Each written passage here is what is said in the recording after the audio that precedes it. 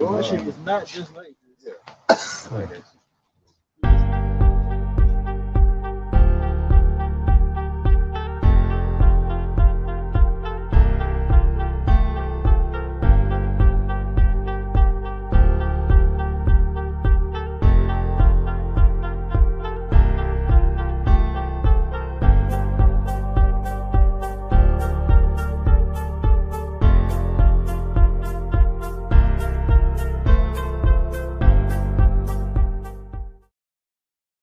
Chill, like.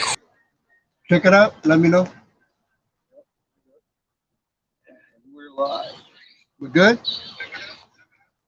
Video ain't playing. Yeah? It came up and went away. A plane that went away, Elder. Yeah, talking to me. Just looking at us now. Yeah, looking at it. Okay. Video, the beginning video you had. No. Chill, like who the fuck has time to chill? Aren't you aware that your fucking government is doing everything in their fucking power to try to kill us? Like, I'm learning survival skills here. I don't have motherfucking time to chill. Like, bro, can you grow food? Can you start a fucking fire? Can you find and purify water? Can you build a survival shelter from scratch? If you can't do any of that shit, then keep it moving. I'm not looking to go out on a date. I'm looking for a protector. I'm looking for a protector. Business unfolds spiritually, some people are gonna think you're fucking crazy. So this guy asked me, do I want to chill? Chill, like who the fuck has time to chill? Aren't you aware that your fucking government is doing everything in their fucking power to try to kill us? Like, I'm learning survival skills here. I don't have motherfucking time to chill. Like, bro, can you grow food? Can you start a fucking fire? Can you find and purify water? Can you build a survival shelter from scratch? If you can't do any of that shit, then keep it moving. I'm not looking to go out on a date. I'm looking for a protector. I'm looking for a protector.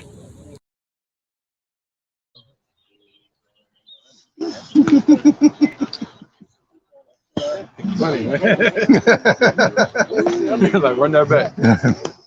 You good? Good. All right, Shalom. We got Hebrew Israelites. We come out every week to prophesy the downfall of the wicked kingdom called America, also known as Babylon in the scriptures. But before we do so, we want to give praise to the Most High and His Son, our King, and the true names in the Hebrew, ancient Hebrew, the Lashawan Kodash. Let's say, Call, Alayim, La, Yahweh, Ba'ashem, Yahweh Shai, Ba'ashem, Ha, Rakah, Kodash, Ma'ama. All right, double honor to the elder apostles of GMS and the elders, and Shalom to you, Akim, and Akwatim, and children that believe in sincerity and truth around the four corners of the earth. All right, the topic today is going to be a man shall be a hiding place from the wind. All right, somebody get Isaiah 14:1. Let's start there. All right, so you see that woman that was in the clip. You know, Isaiah 14:1. Yeah, real quick. She came out and said it. She was saying what? That she's looking for a protector. She's not looking for these Lil Waynes, these rappers no more. You know, these young thugs.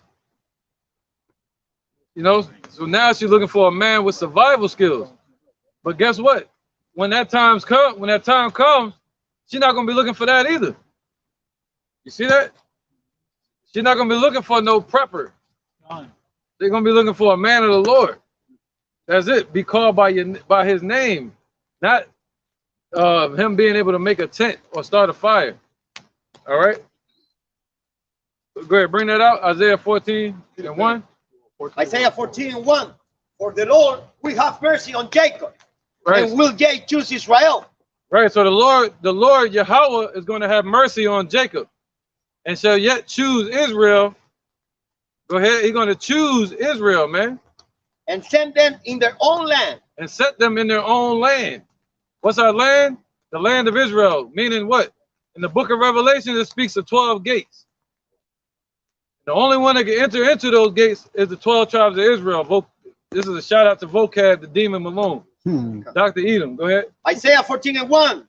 For the Lord Yahweh Shai will have mercy on Jacob, and will yet choose Israel, and set them in their own land, and the strangers should be joined with them. and they should cleave to the house of Jacob. Right. So the strangers represent Israelites that are waking up in these last days, that are cleaving unto bone unto his bone. You know, what's that? Ezekiel 37. All right. That's the joints and the bones and the marrow coming together. Go ahead, brother. Number 2, and the people should take them and bring them to their place, and the house of Israel should possess them in the land of the Lord Yahweh Shai, for servant and handmaid. Right, man. So the men of the Lord are going to be raised up. That's the focus of the scripture.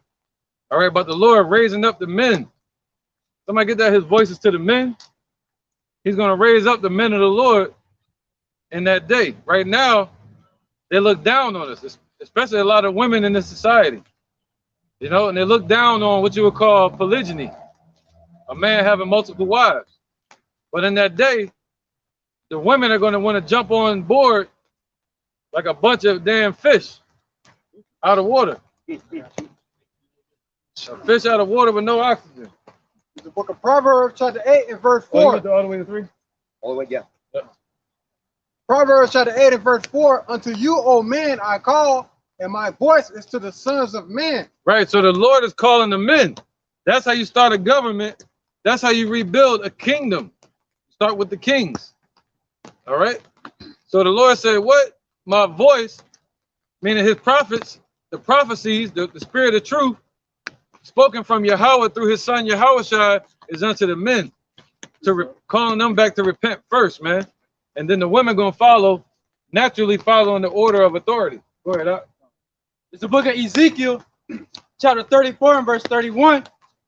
And ye my flock, the flock of my pastor, are men. Right, so the flock of the Lord's pastor are men. All right. Ye my flock, the flock of the Lord's pastor are men. You see that? All right, so the flock that the Lord is looking for are not women. It's the men. Those are the sheep that are going to lead the women to the Lord. Hey, catch him on camera, man. You want to keep making this weird shit.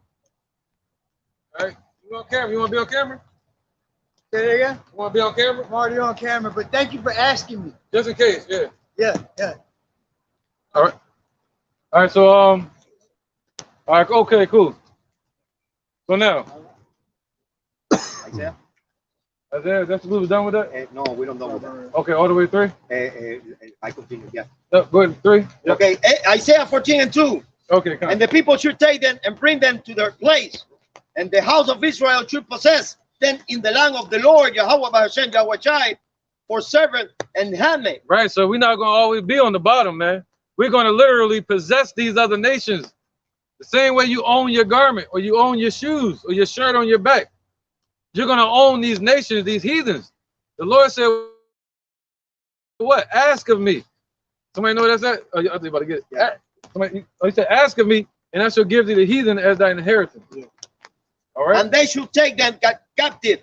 Whose captives they were. That's right, and they man. should rule over their oppressor. Right, so our oppressors, we're going to rule over our oppressors one day. So the women in this truth, and you're with a man of the Lord, then you're with a ruler, a future ruler of the world, man. All right. Isaiah 14 and 3.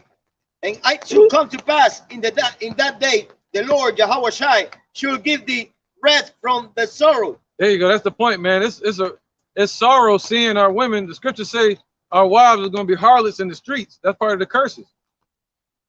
And the wives are going to rule over us. That's part of the curses, man. You see that? And you know, and that our women are going to be haughty, walking around with stretched forth necks, bald head, and girdles rent, stomach hanging, guts and shit, acting manly, acting like Esau. You know? And from thy fear and from the hard bondage, waiting that thou was made to serve. Right, man. And part of that hard bondage is putting our women to work. They took our women out of the houses, man. What's it called? Women's lib. Took our women out of the houses and gave them jobs, man. Which is nothing wrong with that, but I'm just saying, you know, it's something wrong with that when you're trying to build up a righteous kingdom. Because it caused the women to leave their first love. The first love was the house, set in the household, That was and the the house. children. So now the children don't become a priority to women. The job become more of a priority, so they drop the kids off the daycare and let the world teach them. Right, man. So yeah, man. You know, you gotta say there's nothing wrong with that because it's YouTube. Women got right. Okay, brother. It's the book of Mark, chapter 3 and verse 27. No man can enter into a strong man's house and spoil his goods, except he will first bind the strong man, and then he will spoil his house. Right. So the Lord is binding up these heathens, man. So we already got power. The Lord gave us power to tread upon serpents, you know, and to bind up demons, man.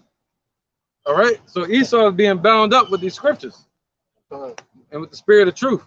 So we already at battle. We already fighting the war, whether they believe it or see it or not, man.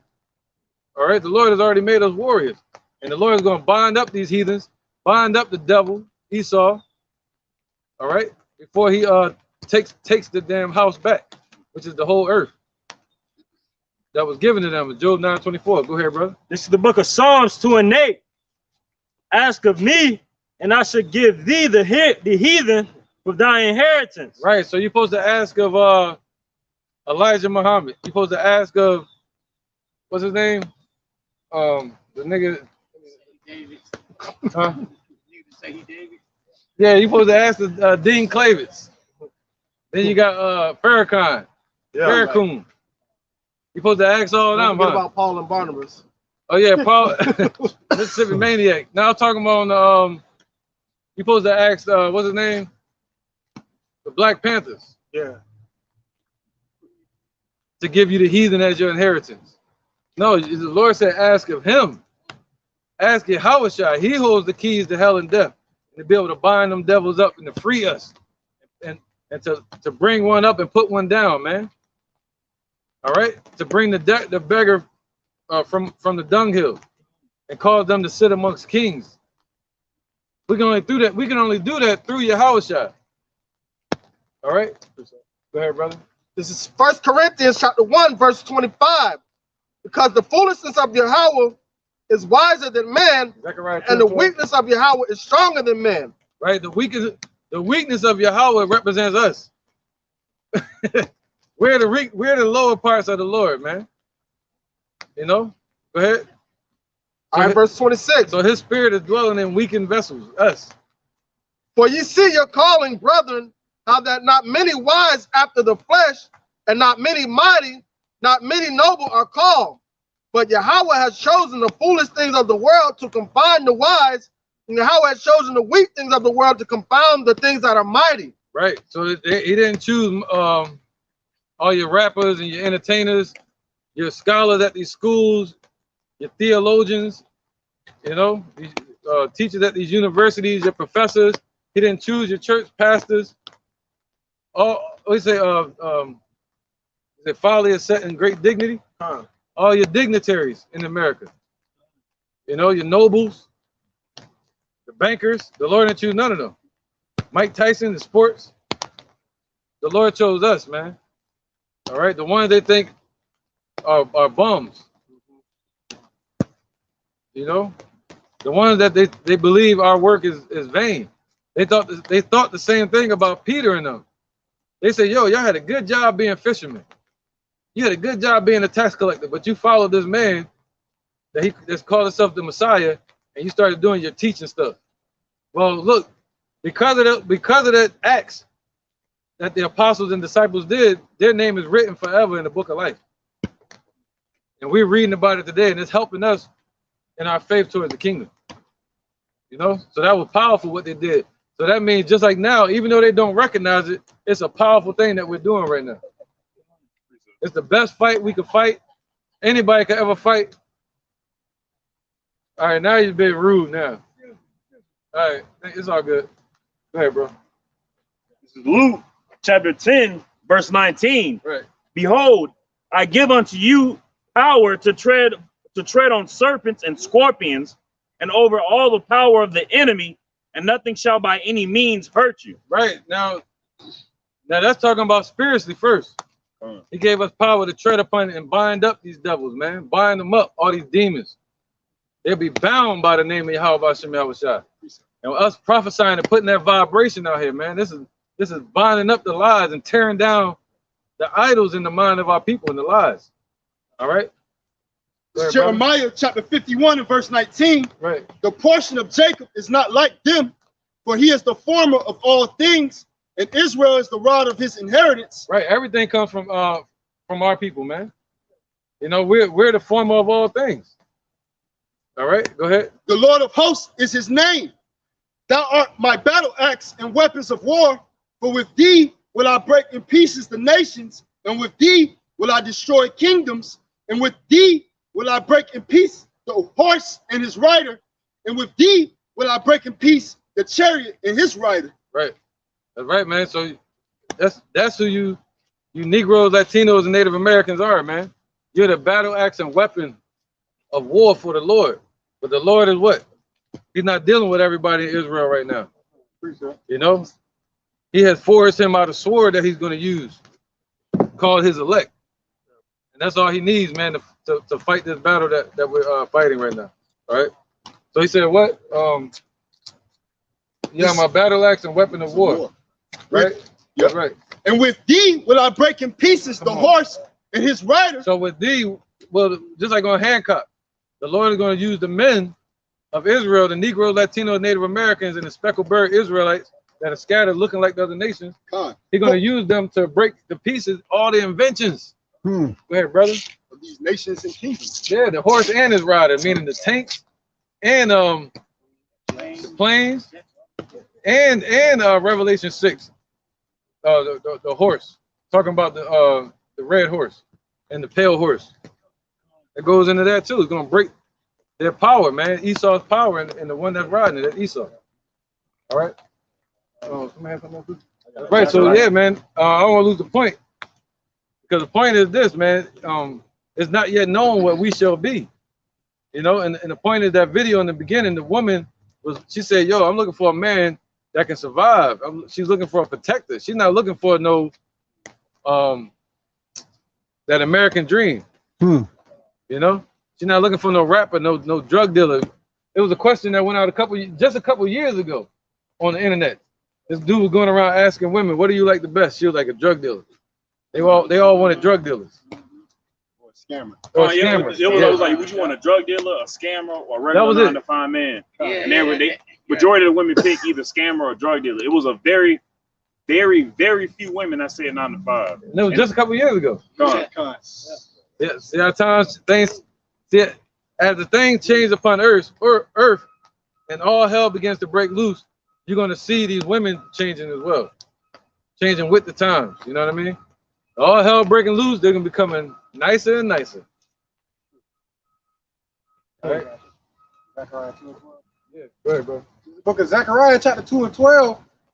And the Lord shall inherit Judah his portion in the Holy Land, and shall choose Jerusalem again. Right, Zechariah 2 and 12, right? Right, I just threw that one in there. Read that again. And the Lord shall inherit Judah his portion in the Holy Land, and shall choose Jerusalem again. Right, so the Lord's going to choose us again. All right, and that's a cut on people like Vocab and these Christians. So the Lord is about to choose us again, man, just like he did before. You know? So he's not going to choose another nation. He's going to choose us again, man, the children of Israel, and bring us back to him. You had a precept. My bad. Go ahead, real quick. This Psalms 147 and 18 or 19. It says, "He showed his word unto Jacob, his statutes and his judgments unto Israel. He have not dealt so with any nation. And as for his judgments, they have not known them. Praise ye the Lord." You know about some y'all shot. Well, you got it. So, just to back up the point, you know what I'm saying? How about some y'all shot haven't dealt with any other nation besides the children of Israel? All right. Hey, the laws, statutes, and commandments was given to us and no one else. All right. Right. So, Revelation 2 and 9. Gotta back you up on your point. Revelation 2 and 9. That's right. So we need to know what we possess, man. What's our blessing? You know who we are as a people. Go ahead, brother. Or it's the book of Revelations, chapter 2 and verse 9. "I know thy works in tribulation and poverty, but thou art rich. And I know the blasphemy of them which say they are Jews and are not, but are the synagogue of Satan." Right. Go to 3 and 9. 3 and 9. No, you good. No, you good. You good. I just want to And- back it but- up with that one. Yeah, that's a great point, because even though he shows his statutes under Jacob, he's only dealing with the elect out of Israel right now. So there's a separation between the two. So those are really the men that the women are going to be looking for in those times. They're not going to be just looking for a man of Israel or a Jake. They're going to be looking for the elect, the men of the Lord. Better be. Yeah. They know like we know. Heck yeah. Revelation chapter 3 and verse 9. Behold, I will make them of the synagogue of Satan, which say they are Jews and are not, but do lie. Behold, I will make them to come and worship before thy feet, and to know that I have loved you. Woo! See that? All right, so the Lord gonna make these nations come and worship before our feet, man. All right, but we gotta walk through hell to get to heaven. You know? Revelation 12 and 2. Let's build on this topic. Then Revelation 16 and 8. It's Revelation chapter 12, verse 2. Right. And she, being with child, cried travailing in birth and pain to be delivered. Right, talking about the children of Israel. There you go. Just like now, we're crying in pain to be delivered. Look at the condition of our people. You know? And there appeared another wonder in heaven, and behold, a great red dragon, having 7 heads and 10 horns and 7 crowns upon his head. Where you at? Revelation 12, 16? 12 and 16? No, 16 and Revelation 12 and 2. Yeah, I just read 12 and 2 when I was going to 3. Revelation 16. No, that was the point. That was the point. Okay, all right, read it again. Yeah. All right, this Revelation 12 and 2. And she, being with child, cried travailing in birth and pain to be delivered. Right. I probably wrote the wrong scripture. All right, give me Revelation 16 8. Revelation chapter 16, verse 8. And the fourth angel poured out his vial upon the sun, and power was given unto him to scorch men with fire. Where you at? Revelation 16 and 8. All right, read it again. Revelation chapter 16, verse 8. And the fourth angel poured out his vial upon the sun, Right. and power was given unto him to scorch men with fire. Verse 9, and men. Yeah, you got all kind of signs. That goes into the signs in the sun and the weather atrocities. You know, it's called it. Damn, what they say over in India? Yeah, Fucking heat wave. cars melting and shit. You know, these are times we in, man. Go ahead. I got precept to back that up. Yeah, go ahead, bro. This is Revelation chapter 11, verse 4. These are the 2 olive trees and the 2 candlesticks standing before the Yahweh, the power of the earth. And if any man will hurt them, fire proceeded out of their mouth and devoured their enemies. And if any man will hurt them, he must in this manner be killed. So basically, that fire that we put right now, that fire that's being brought down is the word of Yahweh B'Shem Yahushai, devouring all the devices of the wicked. But only the ones that are of the elect and that are believers in Yahweh B'Shem Yahushai are going to be coherent to the process of the devouration of these devices, to be aware unto them, because the rest of the world look at it as if that we're the bums and we're the ones that are teaching hate, and then we're the ones that are teaching lies, but it's them that the lies that we're condemning that were brought forth by them. Yeah, and this is physical though. This is gonna be scorching. God. Yeah, like literally. This is literal. Go ahead, read it again. But that's true though. Tell me. And the fourth angel, Yep. Revelation 16 and 8, and the fourth angel poured out his vial upon the sun, Right. and power was given unto him to scorch men with fire. There you go. Scorching men with that fire. Go ahead.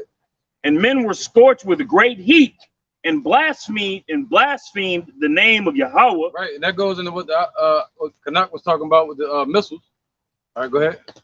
which hath power over these plagues, and they repented not to give him glory. Yep. Keep going. And the fifth angel poured out his vial upon the seat of the beast, and his kingdom was full of darkness. Right, where you at? 8, 16 to 8. Almost 16 and 10 now. All right, go ahead. All right. We're going over to 17. All right. And they gnawed their tongues for pain, and blasphemed the God of heaven because of their pains, Right. and their sores, and repented not of their deeds. Right, yeah, man. There's gonna be a lot of these jakes that got their mind in America, man. You know, they're gonna be screaming and yelling, cussing out those names that they worship.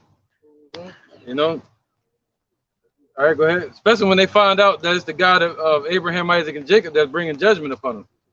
All right, they're gonna be mad, but it ain't gonna matter. Go ahead. Verse 12. And the sixth angel poured out his vial upon the great river Euphrates, and the water thereof was dried up. Right. So this showing you what time we're in right now, man. You got the heat wave, like the brother just talking about. You got the Euphrates River, the Euphrates River being dried up, and the reason it's being dried up right now is through the drought and also through the Turks, the Turkish people. All right, the Turkish, the damn Edomites over there in Turkey. They're blocking the water. They control 90% of the water from the north of the Euphrates River, and it goes down through other nations all the way to the Kurds. Since they're at war with the Kurds, they cut off the water. The Turkish people cut off the water, which left them minimal water going through the Euphrates River, and then you got the drought on top of that, drought up the water. And they're preparing a way. Once that ground is completely dry, it's going to be a battleground for the Kurds to go to war with Turkey. You going? All the way to 17. All right.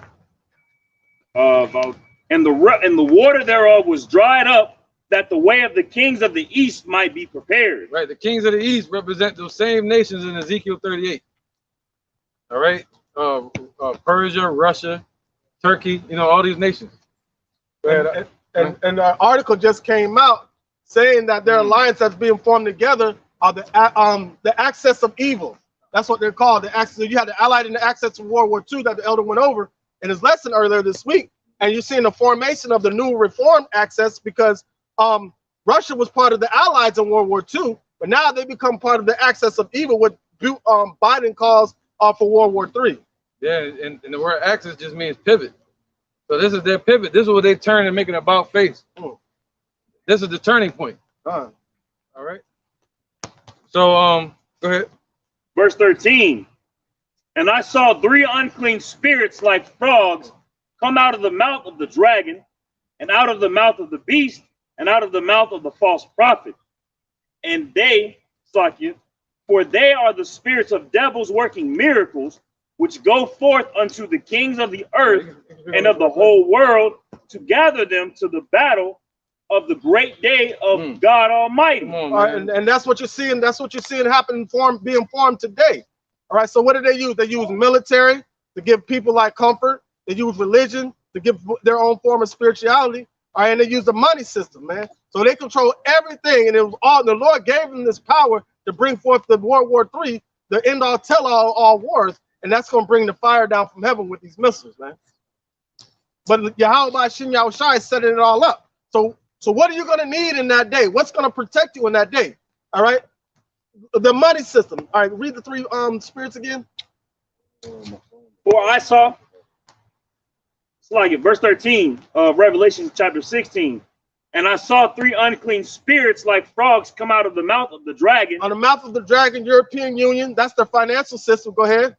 Out of the mouth of the beast. All right, that's their military might with NATO in America. Go ahead. And out of the mouth of the false prophet. All right, the false prophet, the Vatican, the Roman Catholic Church, the one that controls all forms of religion on the earth today. It doesn't matter where if you're Islam, Buddhist, or whatever, it all goes back to the Roman Catholic Church. Everything has to pay homage to them. So they set all this up. Why? Because they want to set up their NWO. But Yahweh Shem Yahushai has another plan. All right, he's going to use the men of the Lord, pushing his word, destroying their wicked devices, right?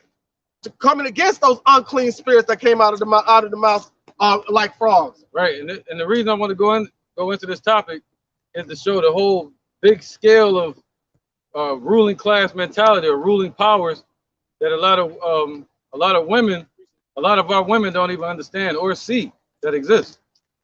You know, and that's a level that the Lord gonna put the men of the Lord on, man. Oh yeah, or even on a higher level than that. Go ahead. This is Job 5:12. It says he disappointed the devices of the crafty, so that their hands cannot perform their enterprise. I got it. Now, I was just bringing that up, bringing up the bishop. No, I say bishop was just speaking on how Esau is trying to issue out his plans, not his NWO plans, but he's not gonna be able to see because Yahweh is gonna smite him before he even do that. God, and the fact that the elder was bringing out the ruling class mentality of these wicked elites, man, is because these people really don't know who they're dealing with, man. They don't really know what Esau is capable of. They don't even know what type of weapon. They use fake animals as weapons, man. You get mauled in the wilderness by a bear, they rule it out. Oh, that's just a freak of nature or accident. When they really assassinate people like that, man. So really understanding what we're up against, but the Yahweh Shem Shai is going to make the men of the Lord even more powerful than that. Oh, actually, real quick. This is Ephesians chapter 6, verse 12. For we wrestle not against flesh and blood, but against principalities and against powers, against the rulers of the darkness of this world, against spiritual wickedness in high places, against all spiritual wickedness in high places. So these individuals operating on a higher level than these minions on the earth can even fathom to even take in, because they don't even understand the type of enemy that they're dealing with, man. But Yahweh Shem Shai is building the men up the Lord to counteract them. This is the book of Wisdom of Solomon, chapter 19 and verse 22. For in all things, O Lord, thou didst magnify thy people and glorify them.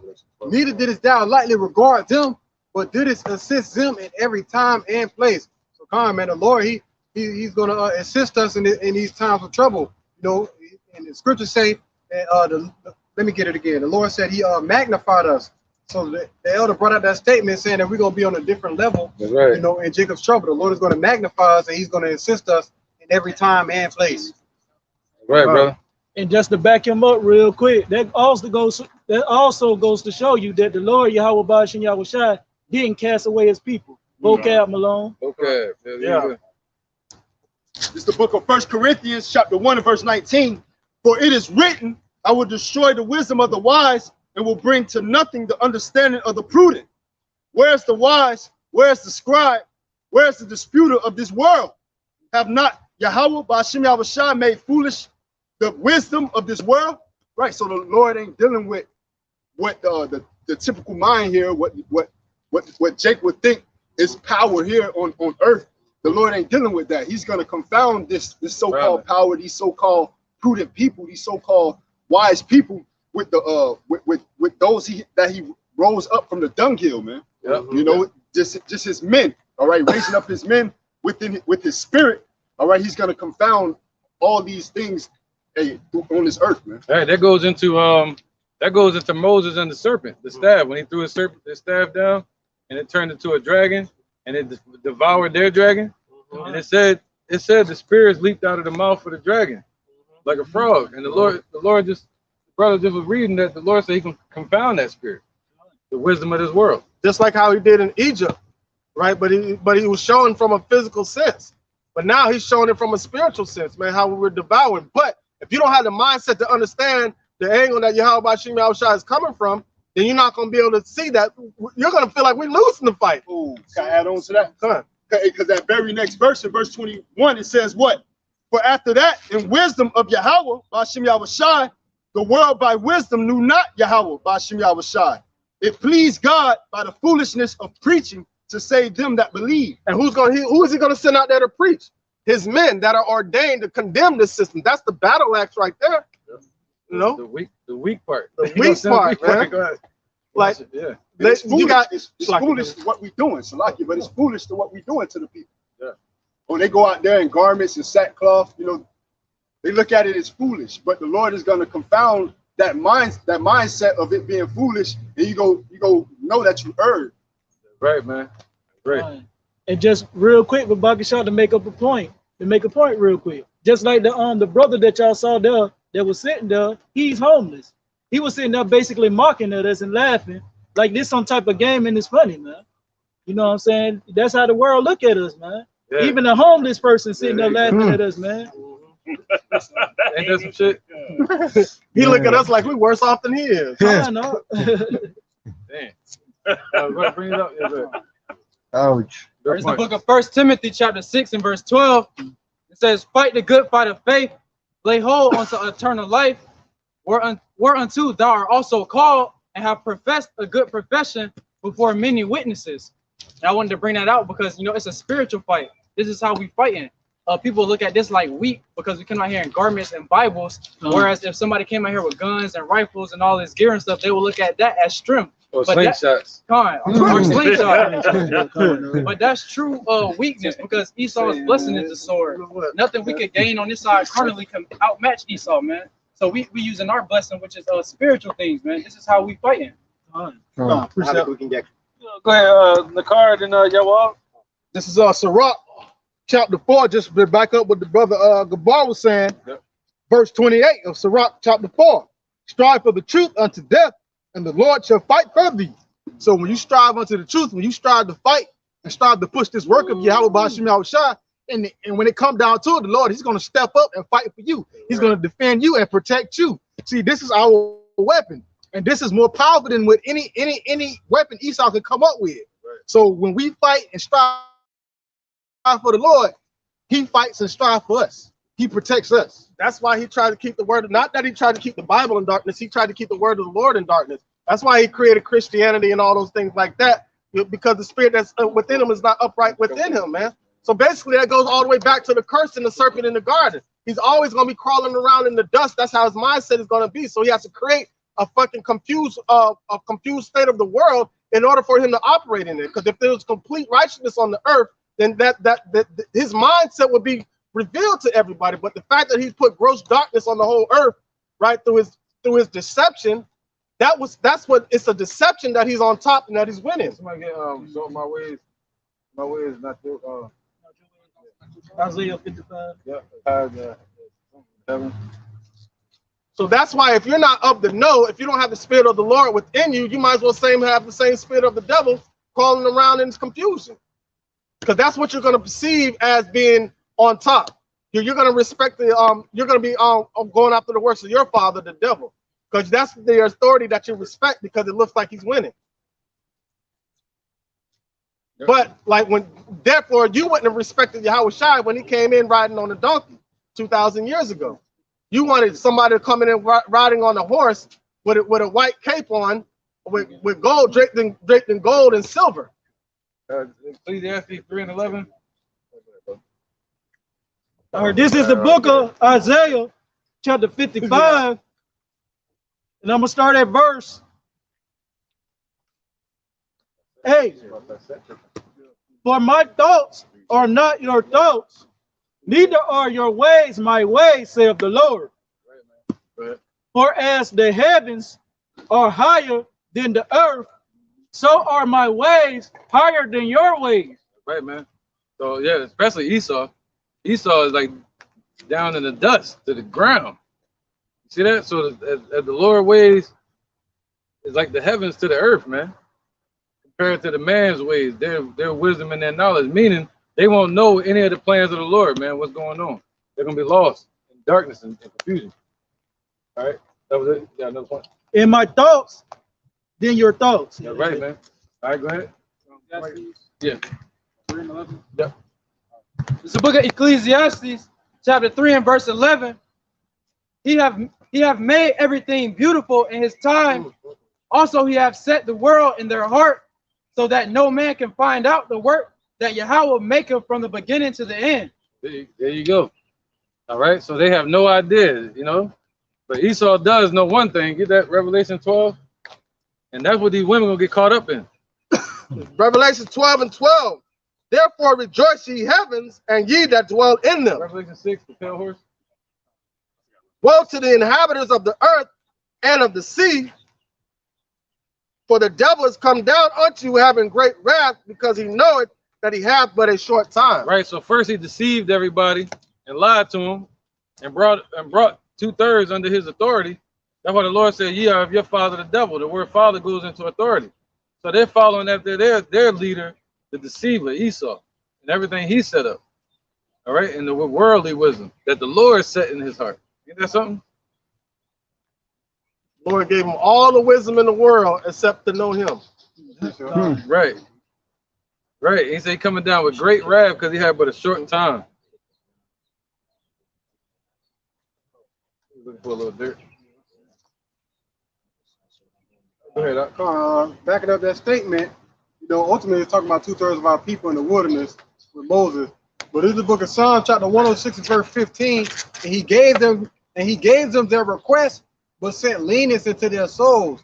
So our people, the Lord sent leanness into their souls, you know, and then now in these last days, you know, they're gonna be trying to search out the men of the Lord and try to get true understanding or try to get comfort or whatever the case may be. When they was benefiting from the society and they loved it the whole time. You see what I'm saying? But when it's our turn to shine, everybody gonna want to come around. How would the scripture say, wealth making many friends? Con. True wealth. Con. Not heard it. And so what's next? That Revelation 6? God, this Revelation chapter 6 and verse 8. And I looked and behold a pale horse, and his name that sat on him was Death. Right, man. So yeah, this is what the reason we're trying to paint a picture is the wide scope, not just focusing on the woman, but the wide scope view of what's going to be happening to the world, the earth, and the inhabitants therein. That a lot of these women think they're going to be excluded from. What do you say? The evil should not overtake nor prevent us. Amos 9:9. Let me get it. Yep. Real quick interjection. All right. So and a lot of men too. A lot of these rappers, a lot of these thugs, a lot of these Christians, these average Joe Schmoes going to work every day. Americans. Go ahead. All right. This is Amos chapter 9, verse 9. It said, for lo, I will command and I will sift the house of Israel among all nations, like as corn is sifted in a sieve, yet shall not the least grain fall upon the earth. Right. So the Lord is sifting through this work, man. All right. And through his spirit, the spirit of truth and wisdom. But the least grain, the weakest of our nation is not going to fall out this truth. Go ahead, brother. All the sinners of my people shall die by the sword, which say the evil shall not overtake nor prevent us. See that? All right. So that goes for the women too. They can't exclude themselves from it. You know, they ain't got nothing to do with it. Look at them fools over there in they garment, like vocab, like to call it a girl dress. You know what I mean? The boy vocab. Yeah, and then watch Yahushua show up and look at him face to face with a garment on. Yeah. What are you gonna call it then? Garment of power. I don't think you're gonna be paying. I don't think vocab gonna be paying attention to the garment. You're gonna pay attention to the sword. You're trying to duck that John, like George Bush was ducking that shoe that got thrown at him. The Lord said He's gonna cast His shoe at Esau, man. That means anger. That's when somebody hates somebody. That was the Eastern term for I hate you. I'm gonna come out there and get you and stomp you. That's right, man. All right, let's keep going with Revelation 6 and you know what? Matter of fact, let's chill on that because that's gonna take us somewhere else. Isaiah 4:1. Let's get to the point. I was gonna read that because it talks about how the rich and the kings and the nations of this. Let's get that bottom part real quick. Where is it at? There you go. Verse 14. Revelation chapter 6 and verse 14. And the heaven departed as a scroll when it was rolled together. Right, man. That's some nuclear missiles, and to be protected from that, the only way building a tent is not going to protect you from that. Learning how to make a campfire is not going to protect you from this damn nuclear fire. You know what I'm saying? You ain't gonna find no clean waters when the waters is bitter. Made warm wood. Right, radiation and shit. So what the women gonna need is not a rich man, not a thug, not a military man, not a survivalist, not a prepper, not a religious man, but a man of the Lord, man of Yahweh Bashem Yahushua. Period. That's what they're gonna narrow it down to. They trying to take every step. I guess. You know, I'm a rich dude. I don't need a rich man. I'm gonna get me a thug. I don't need a thug. I'm gonna get me a drug dealer. They more smarter. Man, this drug dealer. Yeah. Hey, I had seen on Instagram this Edomite woman, so-called pastor. She was really going in on the women, talking about how you can't satisfy the woman. She said there was a store that was made on each floor had a man on it. The first floor had a man with a job, right? So they were like, all right, that's cool. That's cool. Let's go to the second floor. But she said that if you pass up the floor, you can't go back down. right? So they described the second floor had a man that had a job and like kids. Like, oh, that's cool, that's cool. All right, boom. Then let's go to see what's on the third floor. Third floor had a man that had a job like kids and was great in bed. It kept going all the way up. And the sixth floor was nothing but a bunch of women that couldn't been satisfied. They got all the way up to the sixth floor, right? And it just proved that a woman cannot be satisfied with nothing, man. So at the end of the day, they're looking for what they need to give them their salvation, but they keep overlooking it and going to something else. They're overlooking it that day. They're gonna look it dead in the face in that day. Yeah, the Lord gonna make sure you know. They're gonna make it a desert out this motherfucker. Oh, a desert? This is the book of I got a precept. This is the book of Proverbs 7 and 11. She is loud and stubborn. Her feet abide not in her house. Now she without, now in the streets, and lie in wait at every corner. Just backing up the brothers just said, man. You know, they looking for that comfort but can't find it. And what it's all gonna boil down to is getting with a man of the Lord. Right. Because they're trying to find each and every outlet or avenue instead of you know, getting that reproach or that blame. They're not trying to say they ass at home. Yeah, basically. No, it's not all of them, you know, but some women. You know, we're talking about the wicked ones. The ones that the Lord said their heart is snares and nets. You know, or the ones that the Lord said those women that live in pleasure is there while she living. So he's talking about those women, not the ones that are in the truth. You made the right choice already. You're ahead of the game. You're ahead of the stock market. Go ahead. This is Micah chapter 7, verse 10. It says, then she that is mine enemy shall see it, and shame shall cover her, which said unto me, where is the Lord Yahweh thy God? Mine eyes shall behold her. Now shall she be trodden down as the mire of the streets. So just like right now, like the brother Ricard was saying, these women, they looking for every avenue and every which way, rather than looking for a man of the Lord. And then they see us out here, they want to come mock us what we're doing. But then when this destruction and things really get real and the economy and all this stuff start to crash, that's when they're going to see it. And that's when they're going to be trodden down out here in the streets. The wicked woman, making emphasis on that, the wicked women, not the righteous women. But the ones that are trying to avoid this, that's when they're going to be running to and fro and they ain't going to find nobody. The Lord going to just let them get messed up and trodden down like mud in the street. Or the ones that have salvation at their fingertips that don't want to grab a hold of it. Because a lot of times this world is filled with distractions, man. And a lot of these women, they need to cleave on to what they know is real. Don't try to ignore the prophecies, trying to indulge in what's going on in the world to try to take your mind off of it. But then you're going to get caught blindsided. Yeah, they don't wait till the last minute. But it's crazy because the spirit of the Lord got a lot of the men in. You know, we busy right now. Everybody busy. You know, we first get into this truth, a lot of like, yo, we're gonna get wise and all that. But after a while, it's like, whoa. Yeah. We start to realize you the prize, and we think about the kingdom, and we think about salvation, and more of a royal ruling class mentality to where we want to fix the earth. Right. And you don't have time for wives and all that kind of stuff because you're too busy with the Lord's work. Sophia. Right. So if you don't have a woman that's in tune with that, and you're not giving her the time that she feels like she needs, she'll try to subliminally pull you away from that. A lot of times they don't even know what they're pulling you away from. Right. You know. But if a woman try to pull you away from this truth, she's pulling you away from your salvation and her salvation. Because we're supposed to be like on the book of Eli right now. Remember, he kept trying to lock that woman in the room. Yeah. He kept trying to run and leave so he can go on his mission. He said, "Those that have wives, be as though you had none." So that's the mindset right now. Even in that time, you know, the man ain't gonna have time for that shit.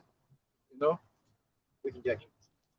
yep, no crooning and what do you say, swooning the woman. Yeah.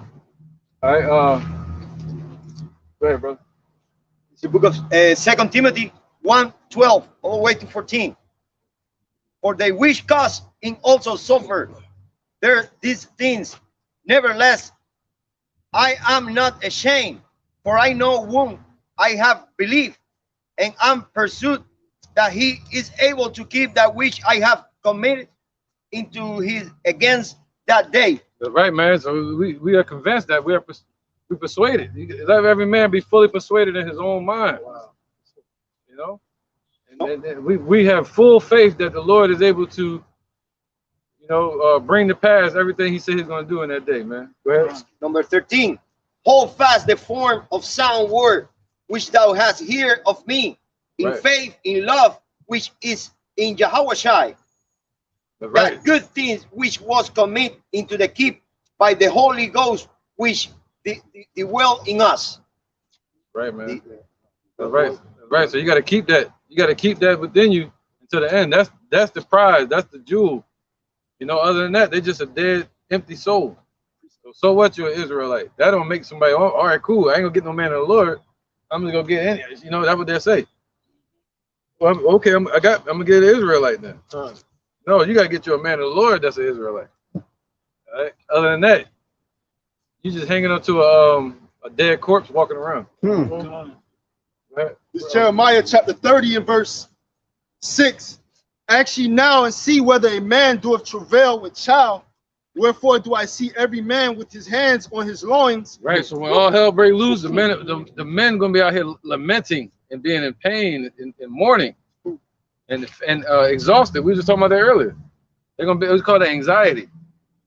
You know, because it's gonna be all hell going on here, man. Dead bodies, moving dead bodies, no food, heat, starvation, getting vexed by military and fighting, going from one danger to another danger. You know, Isaiah 33 and 6, man. Wisdom and knowledge was what's gonna keep you stable. All right, wisdom and knowledge. that wisdom goes into the spirit of the truth and the testimony of Yahushua. And the knowledge represents to know the Lord's plan, to know of the stories, how the Lord delivered us in the past times. All right, so that's what's going to sustain you in that day, according to Psalms 91. Yeah, brother. It's Isaiah 26 and 3. It says, thou wilt keep him in perfect peace, whose mind is stayed on thee, because he trusteth in thee. So the ones that's what, meditating on the Lord, you know, day and night, you know what I'm saying, keeping his commandments, you know, trusting in his law, statutes, and you know what I'm saying, his commandments, you know what I'm saying? You know, he'll have you in perfect peace, man. You know, what sound mind. Right. Let's get somebody get that real quick. Isaiah 10 and 20, just to back you up. All right, because that's right, man. Because you know, we came over here in slavery. They didn't even allow us to read. We had to read what they told us to read. But now the Lord said what? That's what He said. Now, go ahead. He said, "Well, Amawan just read. Our minds are going to be stayed on Him, on Yahweh, by Hashem Yahushua now." Go ahead. This is the book of Isaiah, chapter 10 and verse 20. And it shall come to pass in that day that the remnant of Israel, and such as are escaped of the house of Jacob, shall not no more again stay upon him that smote them. See that? So what we're going to do? Go ahead. But shall stay upon thee, but stay upon the Lord, the Holy One of Israel, in truth. See that? There you go. That goes hand in hand with this scripture Amawan just read. All right. So we pulled away from this worldly wisdom and we took hold of eternal life now, you know, and staying upon the Lord. Right? And in truth, though. The remnant shall return, even the remnant of Jacob, unto the mighty power. Ooh, he's a mighty power. And then the remnant, not all Israel is going to return or going to repent.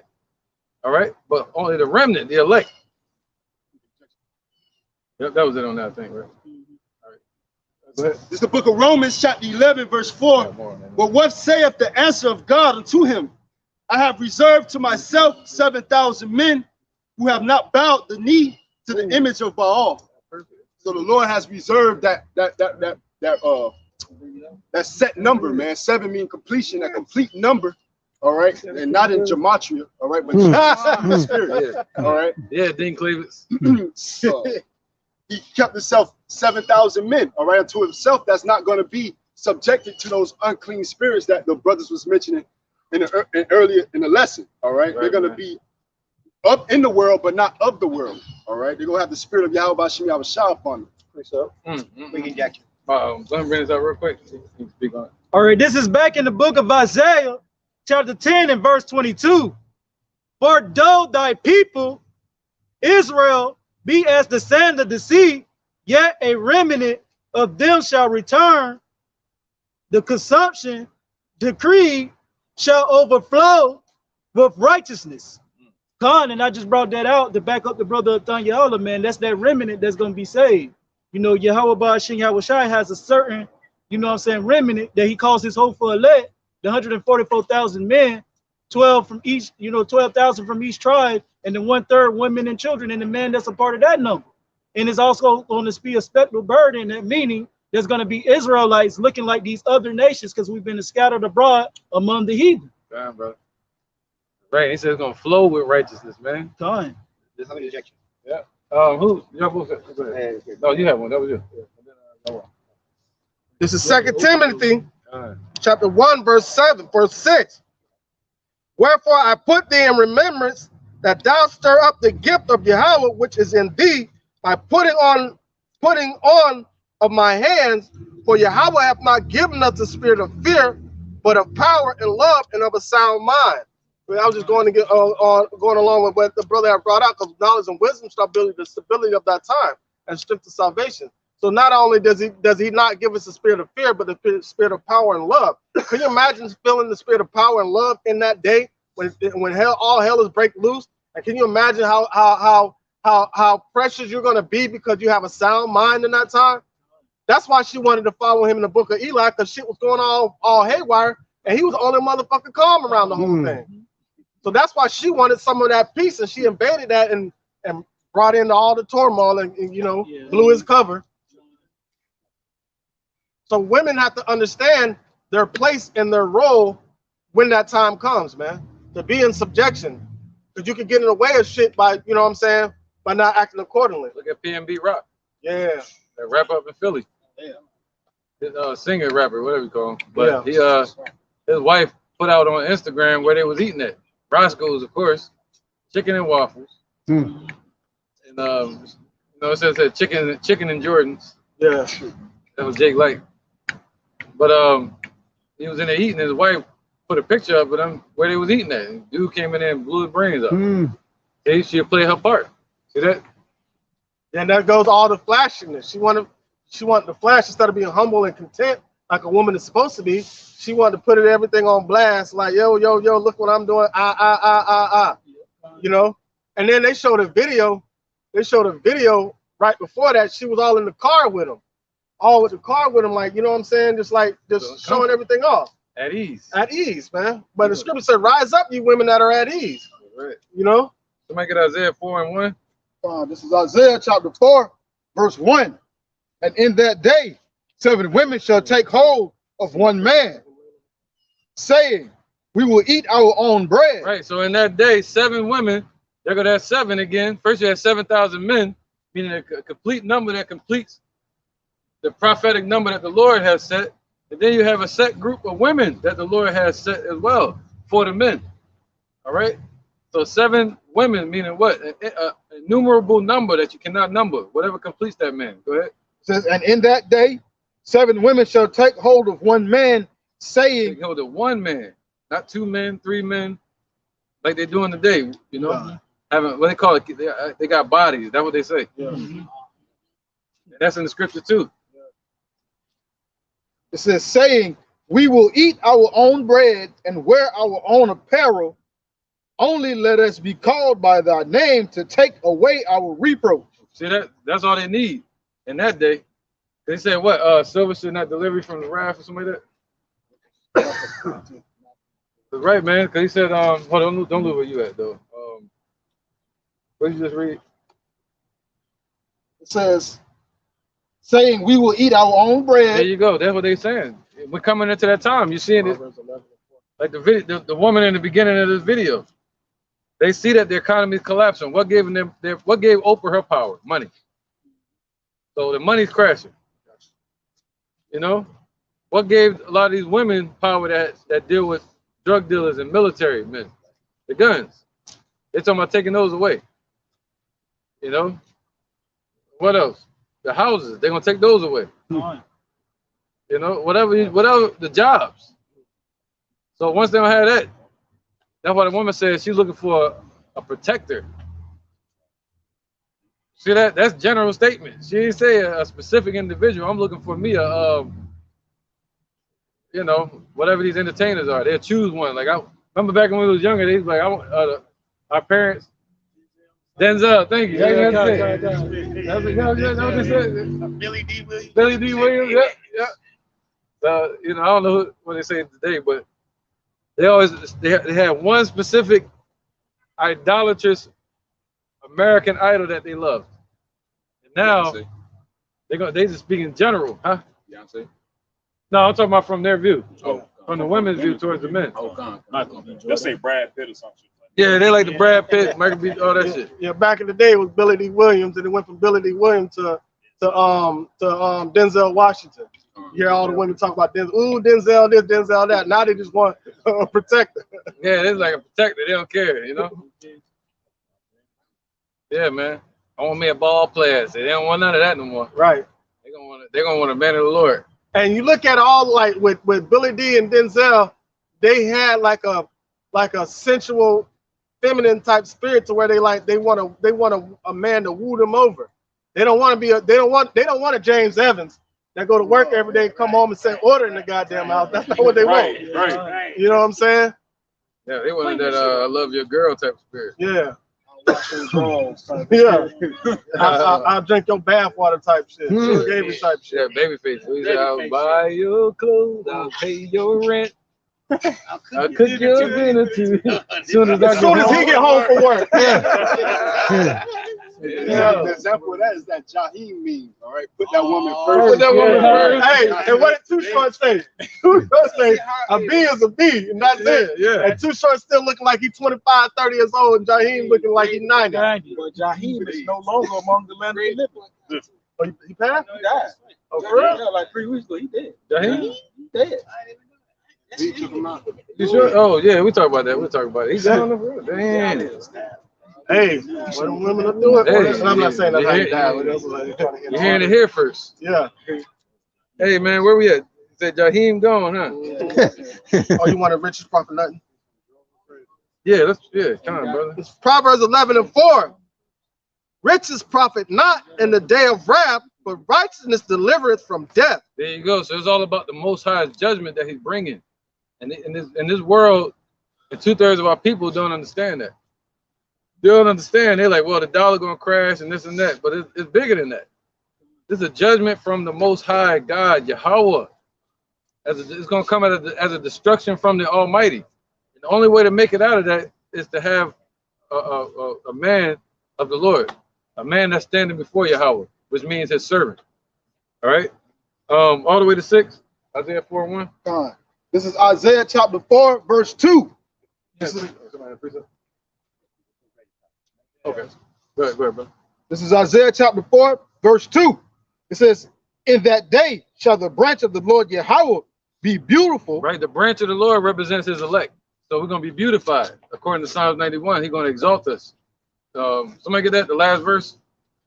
Psalm 91? Psalms 91. Yeah, the last 2 verses.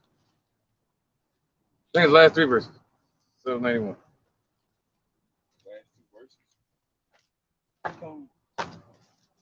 Yep, last 3 verses, last 2 verses. Huh? 15? Yeah, you want to get 15 and 16? Yeah. Man. So it'll be the last 3 verses. Yeah, all right. Start at 14. Mm-hmm. This is Psalm chapter 91, verse 14. Because He hath set His love upon me, therefore will I deliver him. That means we stand on the Lord. See that? There you go again. We set our love on the Lord. And you women that are in this truth, you've done that too. You set your love on the Lord. So you don't have nothing to worry about. But this is to these slackers that don't want to wake the hell up. That's trying to wait to that last second of a second. It's gonna be too late. He said, those that seek Him early shall find Him, man. All right, go ahead. I will set him on high because he have known my name. Right, so the Lord is going to set his elect on high because we knew his name. So what you think gonna happen to the women that know those men's name? Go ahead. Verse That know 15. the Lord's name through those men. Go ahead. He shall call upon me, and I will answer him. I will be with him in trouble. Wow, man. So time of Jacob's trouble. You know? He said the Lord said he's gonna be with that man in trouble, in the fire, just like Hananiah, Mishael, and Azariah, Shadrach, Meshach, and Abednego in the furnace of Nebuchadnezzar. The Lord was with them in the fire. All right, go ahead. I will deliver him and honor him. Right, so the Lord going to deliver us and honor us, man. Put crowns on our heads. And these women, they live in that fantasy life. They want a prince, right? Well, if you see a man of the Lord, you're watching him go from rags to riches. And the Lord's telling you that, like, this is what I'm gonna do to him, man. I'm gonna exalt him someday and give him a crown. Don't you want to be there to see that? We can Don't you want to be a part of that woman, sister? Interjection? Yeah. Interjection real quick. Go ahead. This book of Psalm 1:1, verse 6. My eyes should be upon the faithful of the land, that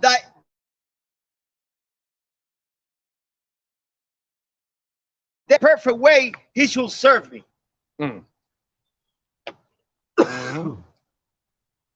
talking about the 144 elect, yep, 1,000 elect, you know, to be in the truth, to be in the way of righteousness, to be in the right side, you know, to be in the spirit of Yahweh Ba'ashem Yahweh Shai. Those the one follow, you know, this instruction, because he came and he gave the instruction in the Bible, so we can respect and follow, you know, those instructions. Right. So we have to be in hit, to be, you know, pleasant, to look good in front of him, to God the mercy, you know, of Yahweh Shai. Right. And the walk perfect. It means to what? Walk in perfect faith. Walk the way the Lord told us to walk in this truth, to serve God. You can't go to church and say you're doing it. You can't go to the mosque or just hold the Bible at home and say you're doing it. No, you got to be out here doing this work. And the women, you got to find you a man of the Lord, or just pray to the Lord and try to stay in the truth and watch men teach, you know, all the way to the end. We can just over down. Okay, you good. This is Luke 1:25. Thus have the Lord dealt with me in the days wherein he looked on me to take away my reproach among men. And that's how the women should be acting, man. They want their reproach taken away. Because it's not like we have to follow order too. We can't go strictly to Yahweh. We have to ask Yahweh Shai to take away our reproach. And it just trickles on down, you know. So we want Yahweh Shai to honor us as a weaker vessel, just like how we honor the women as a weaker vessel, dealing with them according to wisdom, not according to emotion. But it's hard for women to step aside that and put their emotions aside, because Esau has got them all into their feelings, right? So the way they can't understand logic when you try to teach it to them logically. So they get all caught up into the emotions behind. As soon as you tell them the order, they feel like, oh, a woman ain't worth nothing. Huh? No, that's not what we're saying. What we're saying, just like how we have to follow order, we can't go straight to Yahweh. We have to go through Yahweh Shai. And that's the order that was set up. He is our hiding place. That's as we shall be the hiding place to the women. Go on. You said it. We lean on, the men lean upon Yahweh Ba'ashem Yahweh Shai. The women lean upon the men who lean upon Yahweh Ba'ashem Yahweh Shai. The children lean upon the adults who lean upon Yahweh Ba'ashem Yahweh Shai. Just a beautiful order that he set up. That's it. But they choose but they'll follow the order that Esau set up, because Esau set the woman up over the man. Esau is exalting the women. Now, come on, common sense will tell you why when y'all get housing subsidy, they tell you that the man can't live there with you, because they understand that the man is your head, that's your direction, and they don't want you to have direction. They want you to run around this bitch like a chicken with his head cut off. And that's how we failed as a nation. All right, that goes back to how that Esau, he kind of bound the strong man of our nation and to spoil his house. All right, he was able to spoil our house because our men are not in the right mindset. You got to return back. If you are the elect, all right, turn back to Yahweh Ba'ashem Yahweh Shai and come back to your righteous steed, all right, and be a man, all right, and not simp and take a part of these ways of this world. Right, man, because even during the times of Assyria, the men was following the women. That goes in Isaiah 3. They were walking around with round tires like the moon.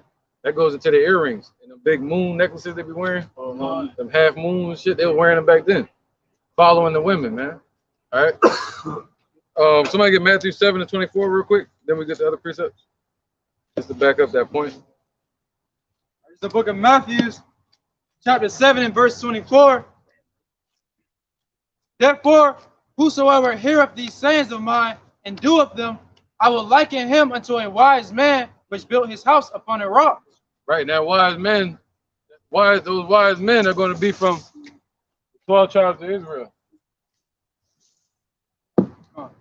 And the rain descended, and the floods came, and the winds blew and beat upon that house, and it fell not, for it was founded upon a rock. Right, so the winds coming, which represent the destruction and all the adversity and the persecution, you know, and the time of Jacob's trouble, and it's going to beat upon each individual that's on this earth in that day, man. So I mean, you're going to feel some of that stress and anxiety. But the Lord said you ain't going to fall. He said he's going to redeem you from death, keep you from it. And it ain't like the Titanic, when there wasn't enough room on that little ass piece of metal that tire that woman was on, and the dude had to drown. Yeah. There's enough. Yeah, there's enough rock on this. There's enough space on this rock for the both of us. The foundation is big enough. The foundation is big enough, man. For us all not to drown. That's right. Right, brother. Verse 26. And everyone that heareth these sayings of mine and doeth them not shall be likened unto a foolish man which built his house upon the sand. And the rain descended, and the floods came, and the winds blew and beat upon that house, and it fell, and great was the fall of it. Right. What they call that? Building generational wealth. That's all their focus is, man. You know. But the Lord said they're building, they're setting their riches in a place where it can be stolen. But the Lord said we stashing our riches in the heavens, where moth and rust don't corrupt, and thieves cannot break through and steal. You know. So and imagine, all right, just imagine, like, so the winds coming down is that destruction, and your house, you're part of that foundation that's still standing. But the Lord is showing you the strength that He put into you, and He's showing these other nations the strength that He put into His elect men. Because pressure can either bust pipes or it can create diamonds, man. So understanding going through that and seeing your place that the Lord has set you up at the end, that's also a faith booster. Small enough. Some more precepts? I got one. All right, go ahead. It's the book of 1 Timothy chapter 2 and verse 13. But Adam was first formed, then Eve. And Adam was not deceived, but the woman being deceived was in the transgression. Notwithstanding, she shall be saved in childbearing, if they continue in faith and charity and holiness with sobriety. Right, where you at? 1 Timothy 2 and 13. All right, yeah, hold on that real quick. No, you guys, it's cool either way. Let's finish this. All right, this is back at Isaiah chapter 4. That's the next scripture, actually. Verse 2. It says, in that day shall the branch of the Lord Yahweh be beautiful. Right, so the Lord gonna be beautiful. He's gonna beautify it. Right now, they're mocking us according to Wisdom of Solomon. What was that? Song of Solomon 1 and 5, where it said the daughters of Jerusalem was mocking us. You know.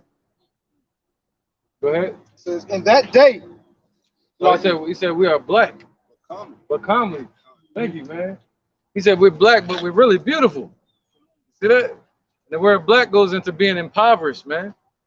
Yeah, we look poor and all that. We ain't rich, filthy rich, but we're beautiful. We according to Revelation 2 and 9. It says, Isaiah chapter 4, verse 2, in that day shall the branch of the Lord Yahweh be beautiful and glorious, and the fruit of the earth shall be excellent and comely for them that are escaped of Israel. Right, man. So, for them, it's going to be comely for them that are escaped of Israel. That's talking about the elect of Israel that's going to escape. And you women out there too. You know? And the man don't have to look like Shaft or Denzel. You might have a cock eye and missing hair, and gut. But that man is a man of the Lord, and he's beautiful. In the Lord's eyes. Hey, y'all want us to accept Lizzo? You got to accept the men of the Lord. Take me as I am. And really, before that time, like the scriptures say, judge not a man for his outside appearance, but upon his spirit.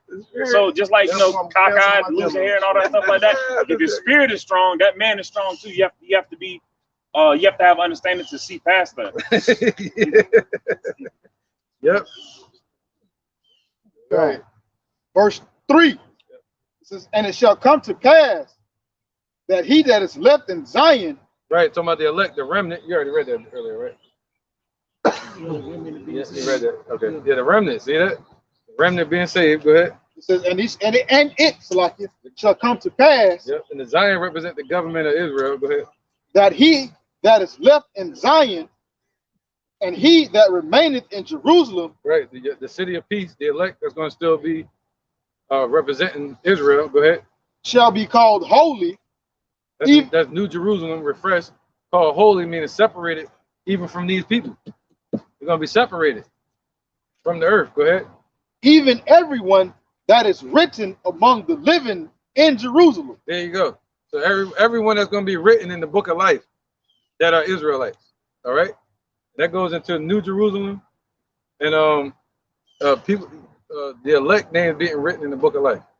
All right. I missed the point, but it's all good. Over to 6.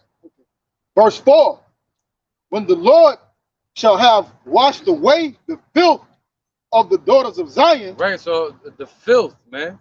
See, a lot of women don't know that they're in filth right now. A lot of jakes don't know that they're sick, that they got putrefying sores, that they need to be cleansed up, that they need some healing. And a lot of the women don't know that they're filthy, they're dirty. But they're walking around bougie, according to Isaiah chapter 3. Walking around with haughty, with stretched forth necks, all kind of jewelry on, like Nicki Minaj, you know? That girl that rap was Gorilla? Yeah, she sound like a man. Yeah, they're the only one that rap like that. Hey, is she from here? Memphis. Yeah, she sound like the Memphis, and we sound alike. Yeah. So yeah, whoever that is that rap like that. Sound like Bernie Mac and shit. Okay, man. It says, when the Lord shall have washed away the filth of the daughters of Zion. Right, he's going to wash away the filth of our nation, man. Go ahead. It says, and shall have purged the blood of Jerusalem. Right, he's going to purge the blood of Jerusalem through delivering the elect and destroying 2/3 of the men, women, and children. Go ahead. It says, from the midst thereof by the spirit of judgment. Right, so he's going to purge the wicked from our nation by the spirit of by that judgment. By judgment day. That's how you're going to purge the wicked from amongst our nation. Go ahead. It says, and by the spirit of burning. By spirit of burning. Damn. All right. So the judgment and by the spirit of fire is the Lord going to cleanse this earth of the wicked. Over to 6. That's verse 5. Verse 5. Okay, John. Verse 5. And the Lord Yahweh will create upon every dwelling place of Mount Zion and upon her assemblies a cloud and smoke by day and the shining of a flaming fire by night. Right. Can you read that again? This is verse 5 of Isaiah chapter 4. Right. Because you remember in the ancient times, the Lord said, where are the lions? They're not lying, they're not roaring anymore, you know? And our land was empty. And the houses were desolate, right? He said that the whole land was going to be laid desolate. And we were scattered and ran out of there. But check it out. The Lord said this is going to happen in the future. There's going to be a cloud. And that's not talking about a chariot. Check this out. Read it again. It says, and the Lord Yahweh. Beautiful, man. Beautiful. Once you see it, the scriptures. Go ahead. And the Lord Yahweh will create upon every dwelling place of the Mount of Zion and upon her assemblies a cloud and smoke by day and the shining of a flaming fire by night. So that means, yo, if you picture the town that was just destroyed, nothing there, but then all of a sudden, some people think it's talking about a chariot over the house and all that. They're not talking about that. That's true. You're going to have a chariot over it. But the thing is, meaning now you're going to see the houses lit up again. You're going to see people cooking during the day, smoke coming out of their chimney. you're gonna be seeing them lighting fires at night. That's what it's talking about. All right, under every house, over every house, and you're gonna have chariots over it too. But that's not the point. Now read it again with more clarity. It says, verse 5 of Isaiah chapter 4. So you better ride with, you better get you a man of the Lord. We're gonna have mansions. You know? It says, and the Lord Yahweh will create upon every dwelling place of Mount Zion and upon her assemblies a cloud and of upon smoke. their assemblies. And over their assemblies where they gather at. Go ahead. It says a cloud and smoke by day. A cloud and smoke by day. See that? A chariot too. Go ahead. And the shining of a flaming fire by night. See that? And the shining of a flaming fire by night, man. All right? So there's gonna be a lot of partying going on, man. And anybody that doesn't get on board, they're gonna miss out on that. The ushering in of the kingdom. All right, go ahead. For upon all the glory shall be a defense. See that? So upon all the glory is going to be a defense, and that goes into the chariots. All right. Verse 6. And there shall be a tabernacle for a shadow in the daytime from the heat, and for a place of refuge, and for a covert from storm and from rain. Right. So the Lord gonna have a covert for the men, them chariots. And in the kingdom, we're gonna have houses. We're not gonna just be walking around the earth roaming and shit. We're gonna have homes, man. You know, big ass mansions. All right. There's one part I just missed. 6. So the last one, yeah. It says, and there shall be a tabernacle for a shadow in the daytime from the heat, and for a place of refuge. Right, and that tabernacle also represents Yahweh. It said the Lord is going to be the temple of it. You know? So we're going to be able to abide in his shadow. He's going to be our sun. You know, we're not going to have need of the sun or the moon. All right? So this is going to last forever. It's not going to be taken from us by these nations, man. And again, it says, and for a covert from storm and from rain. Right, and a covert from storm and from rain. So we're going to be protected from everything. So if you get with a man of the Lord, the woman will be protected from everything as well. All right? 1 Timothy 5 and 6.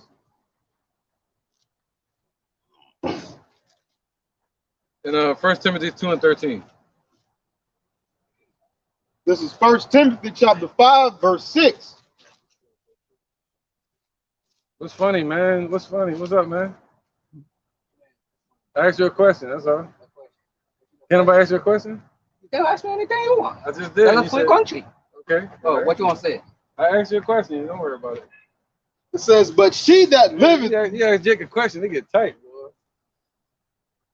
But she that liveth in pleasure. Why you keep acting shocked, man? No, you trying to attack me, man. Why you acting shocked?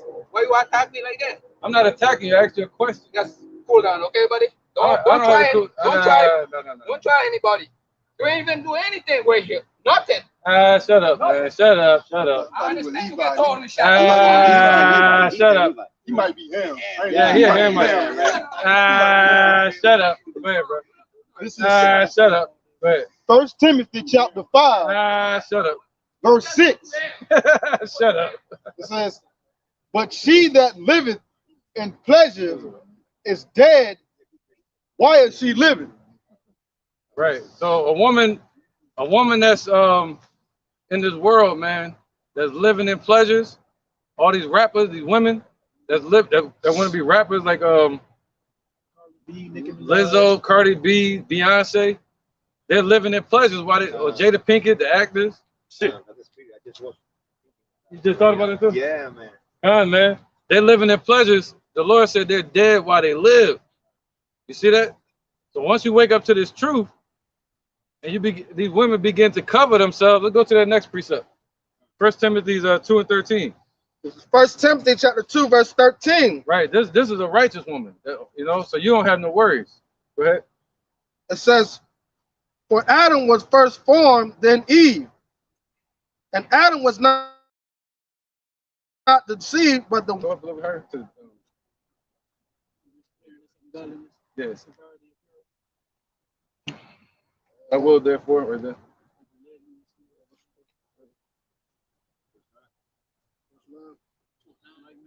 All right. This 1 Timothy 2:8. I will therefore that men pray everywhere, lifting up holy hands without wrath and doubting. Right. So he ain't say the women. He said he want the men to pray everywhere, lifting up holy hands without wrath.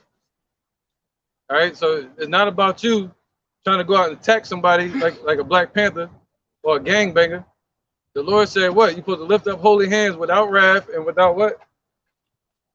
It says, and without doubting. And without doubting, man.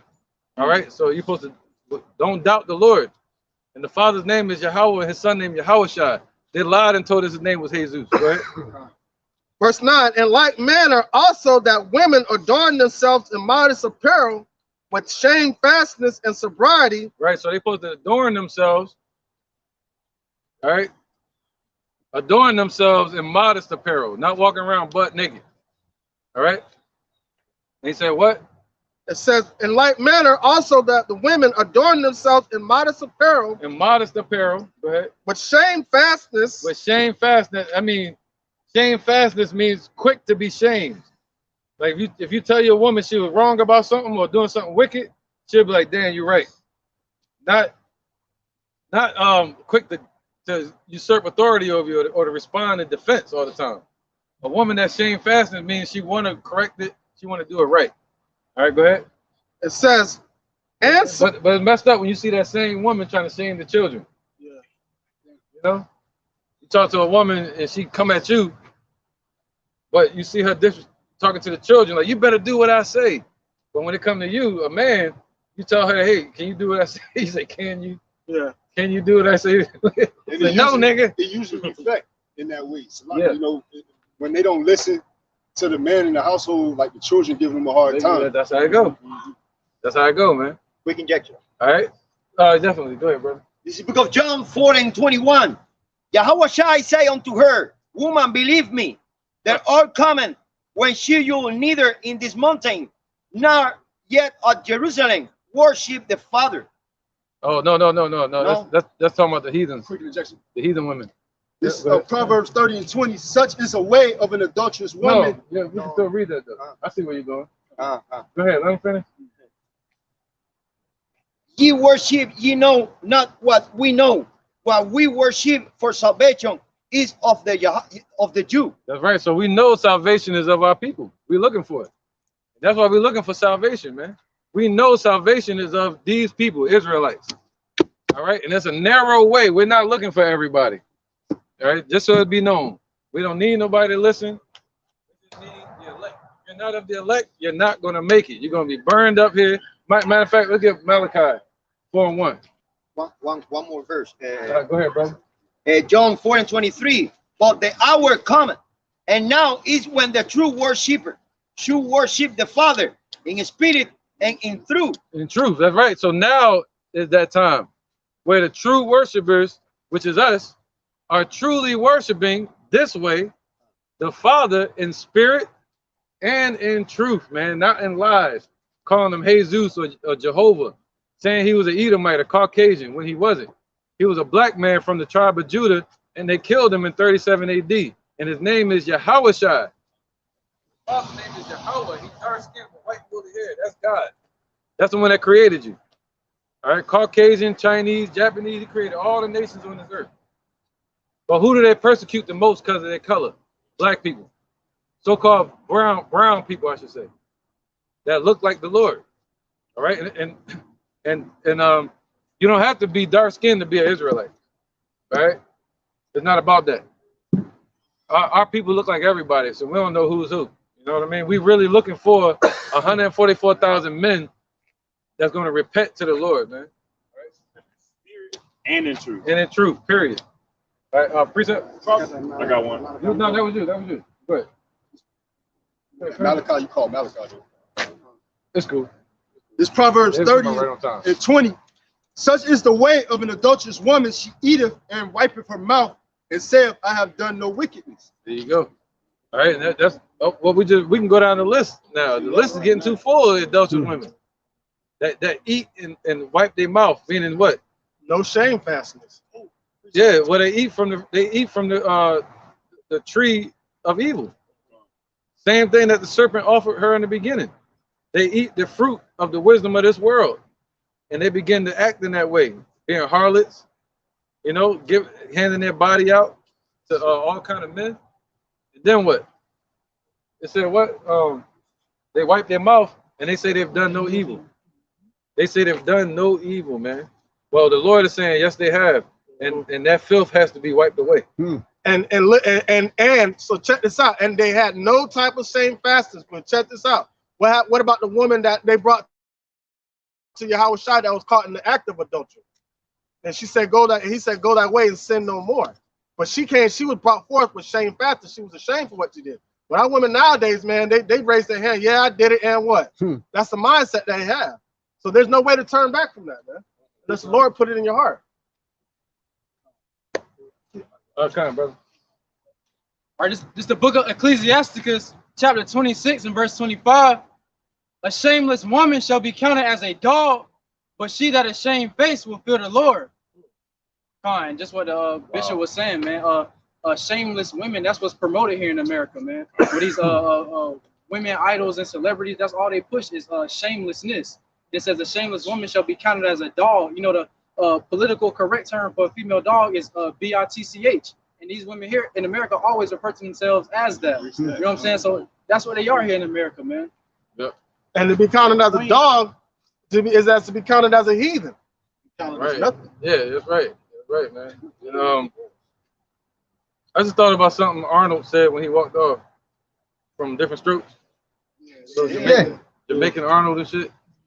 He said, yeah, Gary Coleman, a little short Gary Coleman shit. Yeah. He said, he said something, man. He said, y'all ain't doing nothing out here. He said, you ain't doing nothing out here. And that's the whole topic today. Well, this is not the first time he goes to, we can see it, you know, him through camps. Yeah, lately he been laughing. He spoke with him. Yeah. He was right, but he wasn't his way, you know. Right. But now he's laughing at us and shit. So, you know. So it just bugged me out because he said we're doing nothing. And this is something. That's what we're just talking about. All right, go ahead, brother. You got a precept. Anybody got a precept? Proverbs chapter 13, we was done with that always. Verse 25.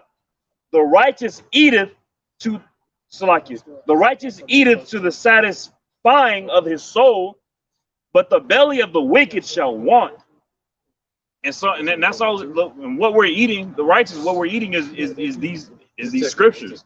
Where we're eating it right now, we're finding Yahweh B'Shem Yahushua while he can be found. But the wicked, they're just going to continuously to want to they're gonna put their hopes in things that are gonna fall. They're gonna put their faith in things that are gonna fall as well.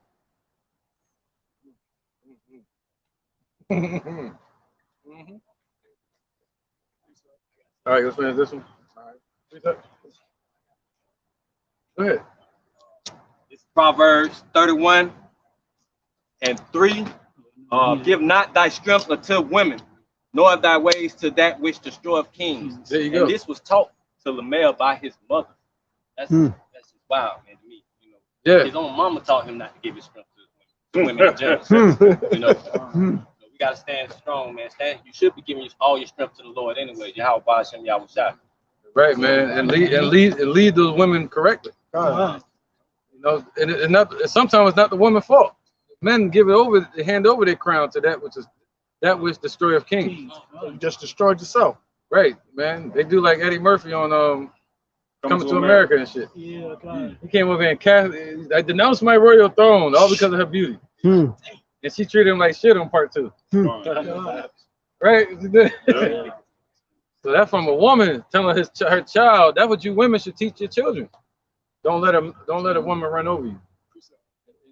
Give your strength to the Lord, not to that which destroyeth king. Go ahead, brother. This is the book of Titus, chapter 2 and verse 3.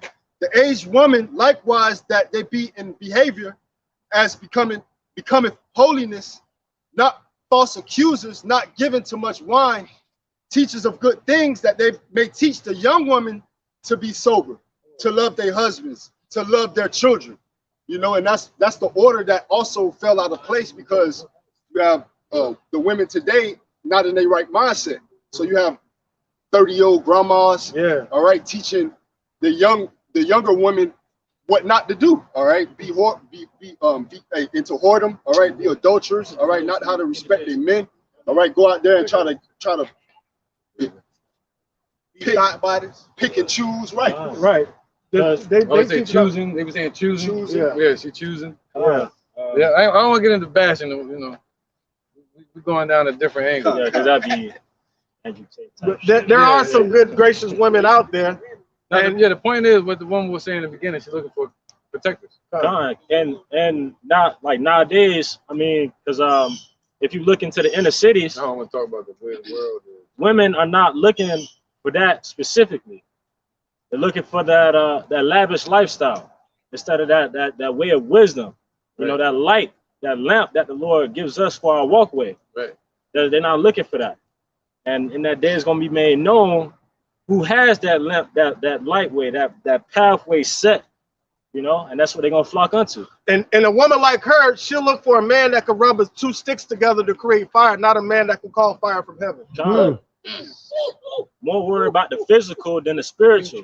Right. Well, what she can see instead of what she can't see. Can I make that corny real quick? Wait, she looking for a man that can put two sticks together, not two sticks together. Yeah. Ezekiel 37 on there. On your bar. Yeah, you'll see how the similes that we did on these bars, the metaphors on these bars early.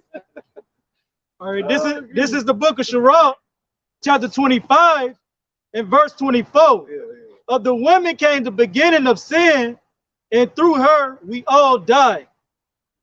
Right. And that's man, listen, for when I didn't know that during the Assyrian captivity, we were falling behind our women's. Then that was something new to me. Learn something new every day. So this is a trend that we've been going through since the beginning, following behind our women, and we still haven't learned that following our women, we follow the ways of death.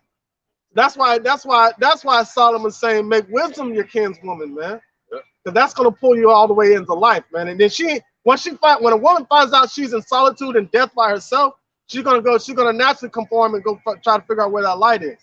But if we keep following her, we're giving the woman what she wants. There you go. And you know, today you see a child, you say, who's that child following? Okay, an adult or older brother or something like that, siblings. And you say, who those siblings following? The adult. Which adult are they following? The mother. But who is she following? The man. So supposedly, right? Then the man, who is he following? See, in this society, they'll say the woman. So they just go in a circle like a dog chasing his tail. Right? Going down the ladder instead of up the ladder. So, you know, you got to blame the men first. It's our fault. We went off, which caused us to have to live through the curses. And part of those curses was our women being out of order. See that? So go ahead. Give the water no passage, neither a wicked woman liberty to gad abroad. Don't worry about it. That's why they shut the last page down. That scripture right there. Yeah, but finish this real quick. These lovely women. That Gatter one. Where we was at? Second Timothy. First Timothy. This real quick. Yep. First Timothy. Yeah, you ain't know that, but yeah. First Timothy chapter 2, verse 9. It says, in like manner also that women adorn themselves in modest apparel with shamefastness and sobriety, not with broidered hair or gold or pearls or costly array. And that's our women, like they want, what is it, YSLs and red bottoms, and they want all this fashionable stuff. But what happens when all that gets taken away? See, our women don't understand their natural beauty, because it's not about dogging a woman, because you know a man's glory is his woman. A woman's glory is her hair. I mean, and taking pride in your head and in your woman. That's why the scripture says your desires shall be to thy husband. That's twofold. That works for the men of Israel. Our husband is Yahweh Shai. All right, your desires are supposed to be your husband, the men of the Lord. And once you the clear point is that women don't have that understanding. Once they gain that understanding, oh, this is the direction. So I'm still falling behind the serpent. Once these women realize that, then they're going to turn to look for the closest thing to them. That's going to be the man of the Lord.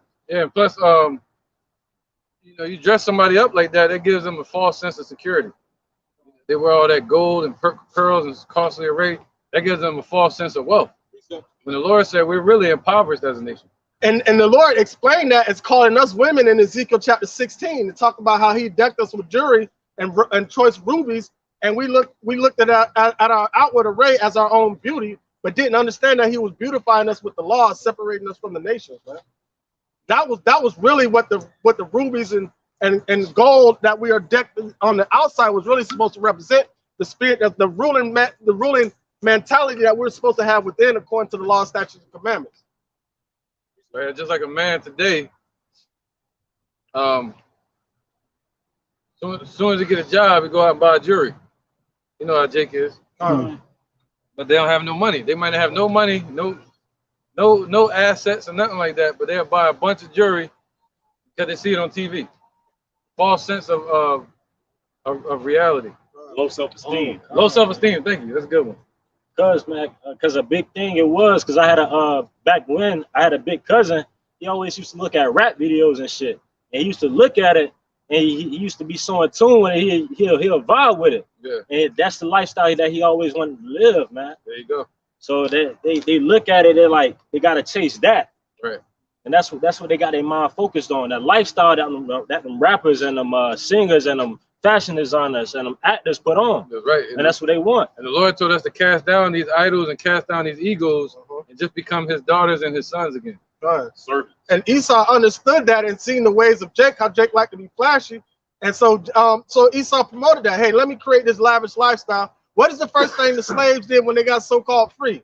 They went and bought a suit to spent all their money to buy a suit and some shoes to try to make their outward appearance, their apparel look like Esau. Not knowing that the diamonds was blood money, blood diamonds. Esau would go over there and steal a whole mountain and give you a damn nugget. The fourth of what he stole. Yeah, give you a nugget. Cubic zirconia. High class cubic zirconias. Yeah. And to the point, these fools walk around with one of them diamond testers. Hey, let me test the chain, cuz. Like, come on, man. It's really that serious? Yeah. After you test it, I'm gonna tell you about Russia. You can go ahead and test it. You can test it. Well, let me tell you about this collapse in the economy. Yeah, man. So who's reading? What was it on that? Sirach 34:1. Yep, Sirach 34:1. Amos 5:18. Sirach 34:1. Amos 5:18. And Galatians 6:3. Whoever get them. All right, this is the book of Sirach, chapter 34 and verse 1. Yep. The hopes of a man void of understanding are vain and false, and dreams lift up fools. There you go, man. What's the main dream that lifted up these damn fools? The American dream. It is that American dream in that pursuit of happiness have lifted up a lot of these foolish people of our nation, man. And especially back in the 80s and shit, in the 70s, they're getting that conch in their hair. That's when it started, the entertainment, and especially during World War II. You seen that in the beginning of Malcolm X. He had to put his head in the toilet to get all that stuff out of there. Yeah. Burning up their scalp, trying to make the hair look straight like Esau. Right. Yeah. So during World War II, that's when that started. They started. They had their first musical with Jakes. All right. That's what started that. You know, them trying to entertain people with movies and stuff like that, distract them from all hell that was breaking loose. So what is that? A distraction. All right. Look at your boy, Nat King Cole. Seeing him, his hair was straight processed, looking like a straight Edomite. Only thing that separated him from Esau was his dark skin. Look at what is Sammy Davis Jr.? Yeah, that tidal wave is going on. He was Northern Kingdom, by the way. Yeah, and he converted over to Judaism. Yeah. And it showed a form of that in Django with Jamie Foxx, how he was a beat up slave and he was, strong and mighty. And then as soon as he was a free man, he put on that blue suit. He put on that blue suit with the nice collar. He did, right? Yeah, that fancy things. That cultivated personality, that created personality come along with it. That boss. And then when he was talking to the slave woman was like, oh, so you know, where you and your master from? He's like, he's not my master. She was like, so you want to dress like that? So I was like, you have all the freedom, and you want to dress like that? Yeah, God. A slave to a free person. Yeah, it would have looked better if ending the movie how he dressed as he started. Going out like a warrior, you know, rugged, you know. Yeah, kind. Besides that, he changed his way to look. Right. The Lord said, "What? Don't trim your ways to seek love." All right, let's keep going. Amos 5:18. Get through this lesson. Amos chapter 5 and verse 18. Woe to you that desire the day of the Lord. To what end is it for you? The day of the Lord is darkness and not light. As if a man did flee from a lion, and a bear met him, or went into the house and leaned his hand on the wall, and a serpent bit him. Right. That's right, man, because the Lord gonna bring hell upon these men, especially a lot of these women that be in these churches. What end is it for them, man? You know, what end are they looking for? For the Lord to come down and hand out roses, you know, and band-aids to heal everything? No, man. The Lord coming with fire. They said the day of the Lord is darkness and not light. You know, it ain't gonna be some damn party at Woodstock. You know what I'm saying? And that's just it, man. The Lord said what? He coming to bring fire to the earth and destruction. All right? That was it on that? Yeah, Galatians 6:3. This is Galatians chapter 6, verse 3. Right, so it ain't gonna be nowhere to run out here, man. You're gonna run to the police. There's gonna be destruction there. They might get whatever could happen there. I'm not gonna speak on it, but you're gonna try to run into somebody's house. You're gonna run into a snake there, like on Book of Eli, where they were eating people. Remember that? Yeah, they thought they found solitude, and then it was like, wow, handshaking, too much iron. That's like you get that from eating people's blood. Yeah. So they was like, hey, we're gonna have to go. He's like, no, go ahead and sit down. Had a shotgun to him. Yeah, they're about to eat him.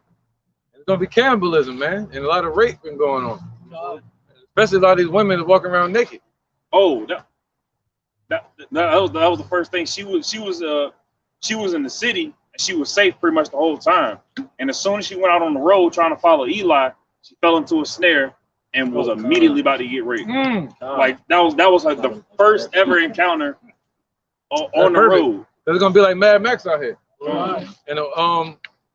And that's just it. It's gonna be like Mad Max, man. You know. So those don't know, watch the 1984, 1978 version of Mad Max. Mel Gibson. And then watch Book of Eli. And that'll show you how bad it's gonna be real soon, man. You know the dollar about to crash, man. What's up? I know you're listening, man. Yeah, no. Everybody say what every time I talk about it. I'm talking straight and clear. They be like, what? I was like, yo, but I know you didn't hear me though. But you know about the dollar crashing? No, I don't know about it. You don't know about it, man? You don't know about the Biden bucks? Never heard of that? Man, no, my head's been kind of in the sand regarding political matters. That's cool, man. At least you're admitting it, though, man. But it's time to pull your head out the ground, man, like the ostrich. You know what I'm saying? Yeah. It's time, bro, because there's a lot of hell creeping up. A lot of freedom they're trying to take away. You know what I mean? Yeah. I don't know what your nationality is on your dad's side.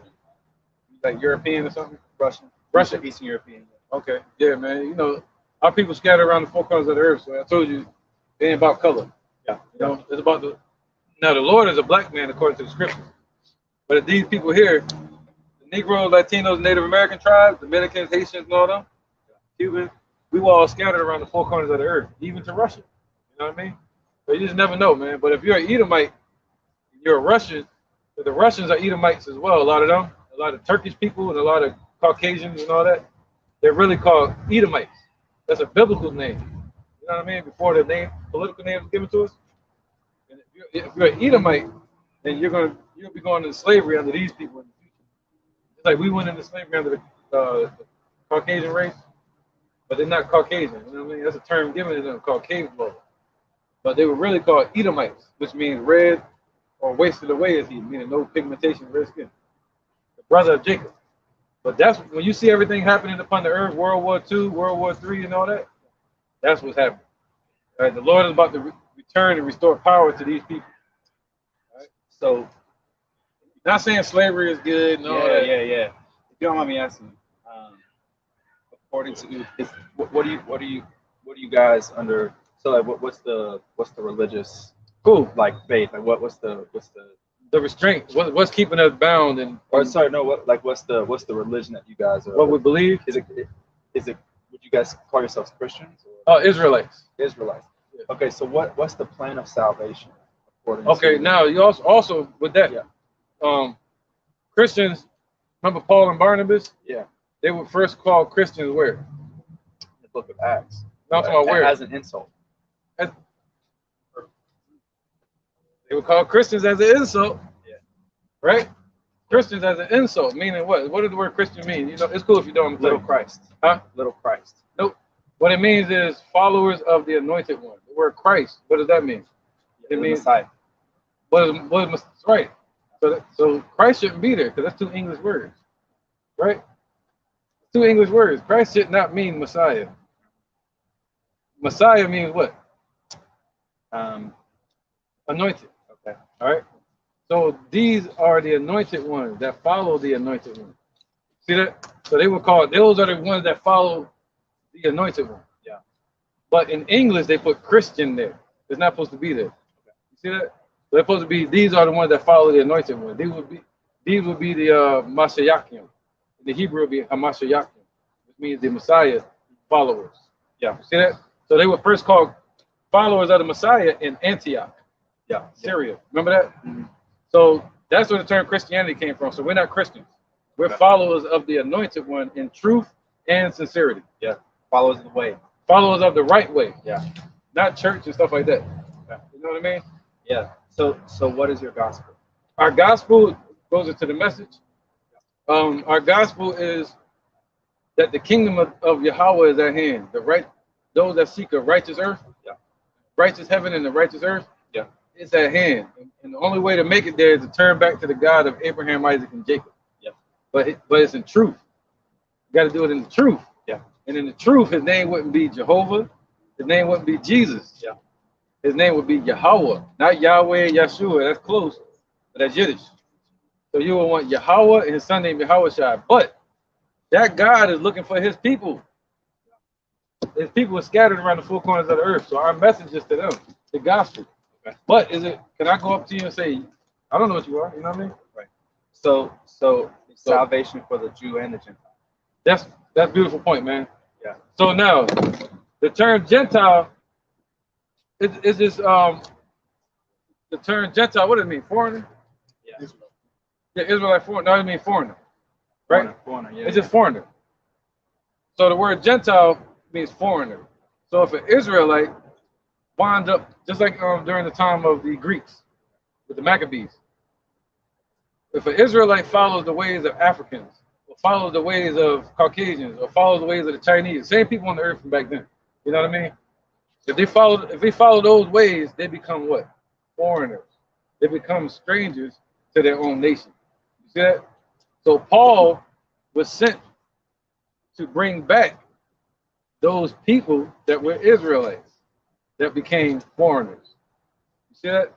So not to new people, not to Esau, not to Ishmael, you know what I mean? All these nations, but he's saying, yo, go back and bring back the people that are scattered. Okay. I cast them away and I go back, bring them back. Yeah. That's what's happening today. We were Gentiles. We were born in America, calling ourselves black, African, all this different stuff. So we were like Gentiles. You see that? So without the office of Paul being magnified, we would not be here to speak to you today in this truth. You see that? So we were brought back to our right state of mind. That goes into Ephesians, I think it was, right? Without Yahweh. Yeah, without Ephesians chapter 2. Somebody get it on deck just in case? Yeah, the latter part of Ephesians chapter going into chapter 3 talks about the mystery of the gospel. Yeah, the mystery being for the inclusion of the Gentiles, the Israelites. Well, in the chapter 2, you see that it's not just for those who have been acquainted with the covenant. It's not just for Israel, the people of the covenants of promise, but now by the blood of the cross, those who were far off are brought near. Right? How were they far off? Let's see. And in the place of the two men, the Gentiles and Israelites, who are different ethnically, you know, right. One was given covenants of promise, one was not. Yeah. Now they're made one. Right. You know, the wall. In fact, it says the wall of hostility is broken down in Christ, and the two now become one. Yeah, well, no. Well, this is the problem with that. Let me explain it to you. I mean, it's just what the text says. I understand, but you got to interpret everything. Ephesians 2 and what? Matter of fact, let's get to the point. Can somebody get this real quick? Revelations 21 and 12 and 10. Straight to the roof. Yeah, let's get to that. Then we'll probably backtrack. This is the book of Revelations 21 and 10. Now, please tell me, where any other nation can make it into this. Go ahead. And he carried me away in the spirit. Revelations. It's like the end. You know what I mean? Go ahead. And he carried me away in the spirit to a great and high mountain, and showed me that that great city, the holy Jerusalem or Jerusalem, descending out of heaven from Yahweh, having the glory of God, and her light was like unto a stone most precious, right, even like a jasper stone, clear as crystal, and had a wall great and high, and had 12 gates. 12 gates. And at the gates 12 angels, and names written thereon, which are the names of the 12 tribes of the children of Israel. So, that's the gates into heaven. That's the gates into the kingdom. So, where's Esau's name on them 12 gates? That's not a 13th gate. It's not no Ishmael gate. You know what I'm saying? So we can talk about all this adding in and but if you go to the end point where the Lord said He's going to deliver and take them into their kingdom, He said it's only set up for 12. That's it. So they're the only ones going to be brought back. Yeah. So I would have to. I'd have to look into the for the context. Thank you for talking. Yeah. Now let's get back to where we were. Just because time. There are a few of the texts, and I don't want to take up the time. No, I'd love you to talk. Yeah, good. Bring that up. Ephesians 2 and what? 2 and 11. 2 and 11. It's Ephesians chapter 2, verse 11. You're not taking our time. You good, bro? That's what we out here. I'm Christian, by the way. Christian? Yeah. Oh, that's funny. Christian Paul. Crazy, man. Funny. Everybody's calling me. He snuck that one in. Hey, you know what I mean? But my name is Harold One. Try to remember it. That's on you. Yeah. Okay. Harold One. A Harold, man. A Harold One. Yeah, everybody always say heroin. You are a heroin. I appreciate your time. But it's Ephesians chapter 2, verse 11. Wherefore, remember that ye being in time past Gentiles in the flesh, who were called uncircumcision by that which is called the circumcision in the flesh made by hands. Are you understand what that's saying right there? Yeah, I'm pulling it up. You got King James. King James original version. No, you good. All right, so do you understand what that's saying right there? Because that scripture right there tricks a lot of people, and it could be misinterpreted. So read it again one more time, Zariel. Ephesians chapter 2, verse 11. Wherefore, remember that ye being in time past Gentiles in the flesh, who are called uncircumcision of the past.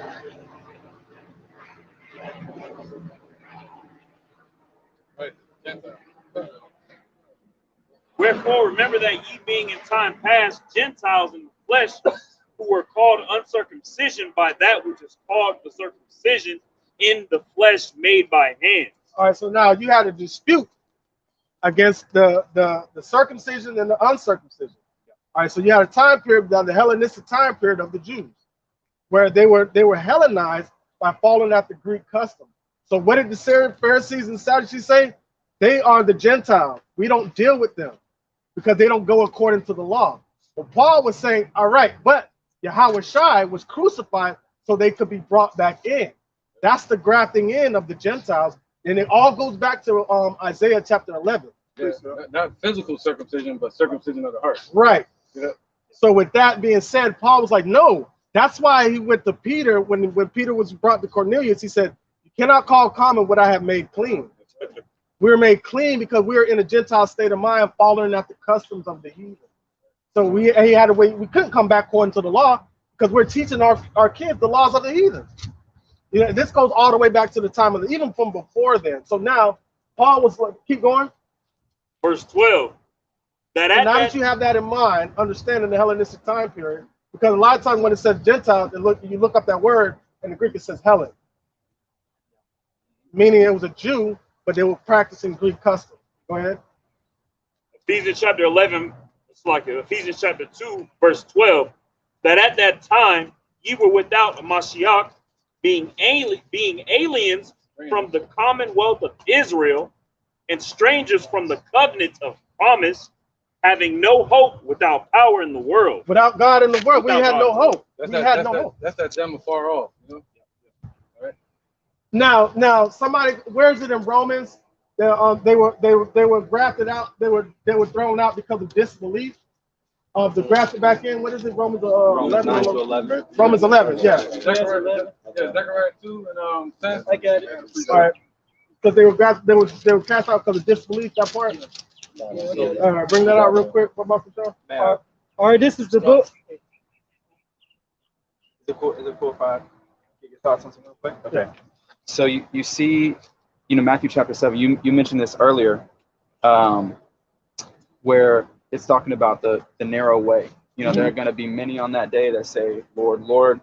But who are those who will enter the kingdom of heaven? It's those who do the will of the Father. Right. They'll say, I did many works in your name, so on and so forth, but they're liars. Right. How do we know that? Because he declares to them, I never knew you. Never knew you. No, you won't know that because of that. You'll know it because if we say it's going to happen and it don't happen, you'll know we're not prophets. Right. Yeah. What is that? Moses sets the standard of a prophet, and is it Deuteronomy chapter 8? 18. That's right. Enter by the narrow gate, for the gate is wide. So you mentioned that earlier. Yeah. Matthew chapter 8 goes on to say, this is Jesus talking about the Gentile centurion. And he says, I haven't found a faith like this in all of Israel. But he goes on to say, truly I tell you, with no one in Israel have I found such faith. Matthew 8, verse 10. That's your answer right there, too. I tell you, many will come from east and from west to recline at table with Abraham, Isaac, and Jacob in the kingdom of heaven, while the sons of the kingdom, the people that God set his affection on, right? God set his affection on, which is the people of Israel. I didn't love you because you were great in number. So I loved you because I made a covenant with your fathers. While the sons of the kingdom will be thrown into outer darkness, in that place where there will be weeping and gnashing of teeth. So even Jesus acknowledges that Gentiles, those far off from far off, east and west, they will come. Where was Israel scattered? Yeah, east and west. Okay, so that would be the understanding. Yeah, so that's what he's saying. I got to gather. That's why he said I have sheep that are not of this fold. But why? And it was just read the wrong way. He said, I have not found so much faith in Israel, meaning like, I've been looking all through Israel and I found you finally. They said the same thing about Nathaniel. But wouldn't even Israelites that are scattered be sons of the kingdom as they are ethnic Israelites? First covenant. I see where you're going with it. Do First you covenant. understand? What's your point?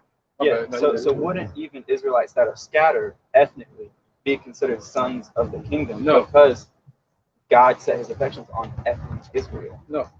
No. He said not because they're all seed of Abraham. Somebody get that? How are they scattered? There you go. What is that? Romans 9. That's where I'm at. Yeah, somebody get that real quick. I'm gonna break it down. Good points, man. I just want to show you. Yeah. No, this is helpful. I appreciate you guys. Let's start from dialogue. Let's start from the children not yet being born? No, let's start from 1. This is the book of Romans. This Paul speaking. We know that. Chapter 9. Not you, man. Paul speaking. And I'm gonna start at. What did I say? All right, this is the book of Romans, chapter 9. I'm gonna start at 1. I say the truth in the Mashiach, I lie not. Right, so this is the truth. You know that. Go ahead. My conscience also bearing me witness in the Holy Ghost that I have great heaviness and continual sorrow in my heart. For I could wish that myself were accursed from a Mashiach, from my brother and my kinsmen, according to the flesh. Whoa, so his brothers and his kinsmen, according to the flesh. People of Israel. See that? Yeah, Israelites. Yeah. Totally. See that? So that's who Paul was set up for. Yeah. Right? Who are Israelites? Who are Israelites? To whom pertain of the adoption. Oh, so what happened when you cast somebody off? You what? adopt them back. See that? The adoption belongs to Israel, not to the other nations. Right? And the glory. And the glory, which is the kingdom. We just read that in Revelation. I was talking about the gates and all that.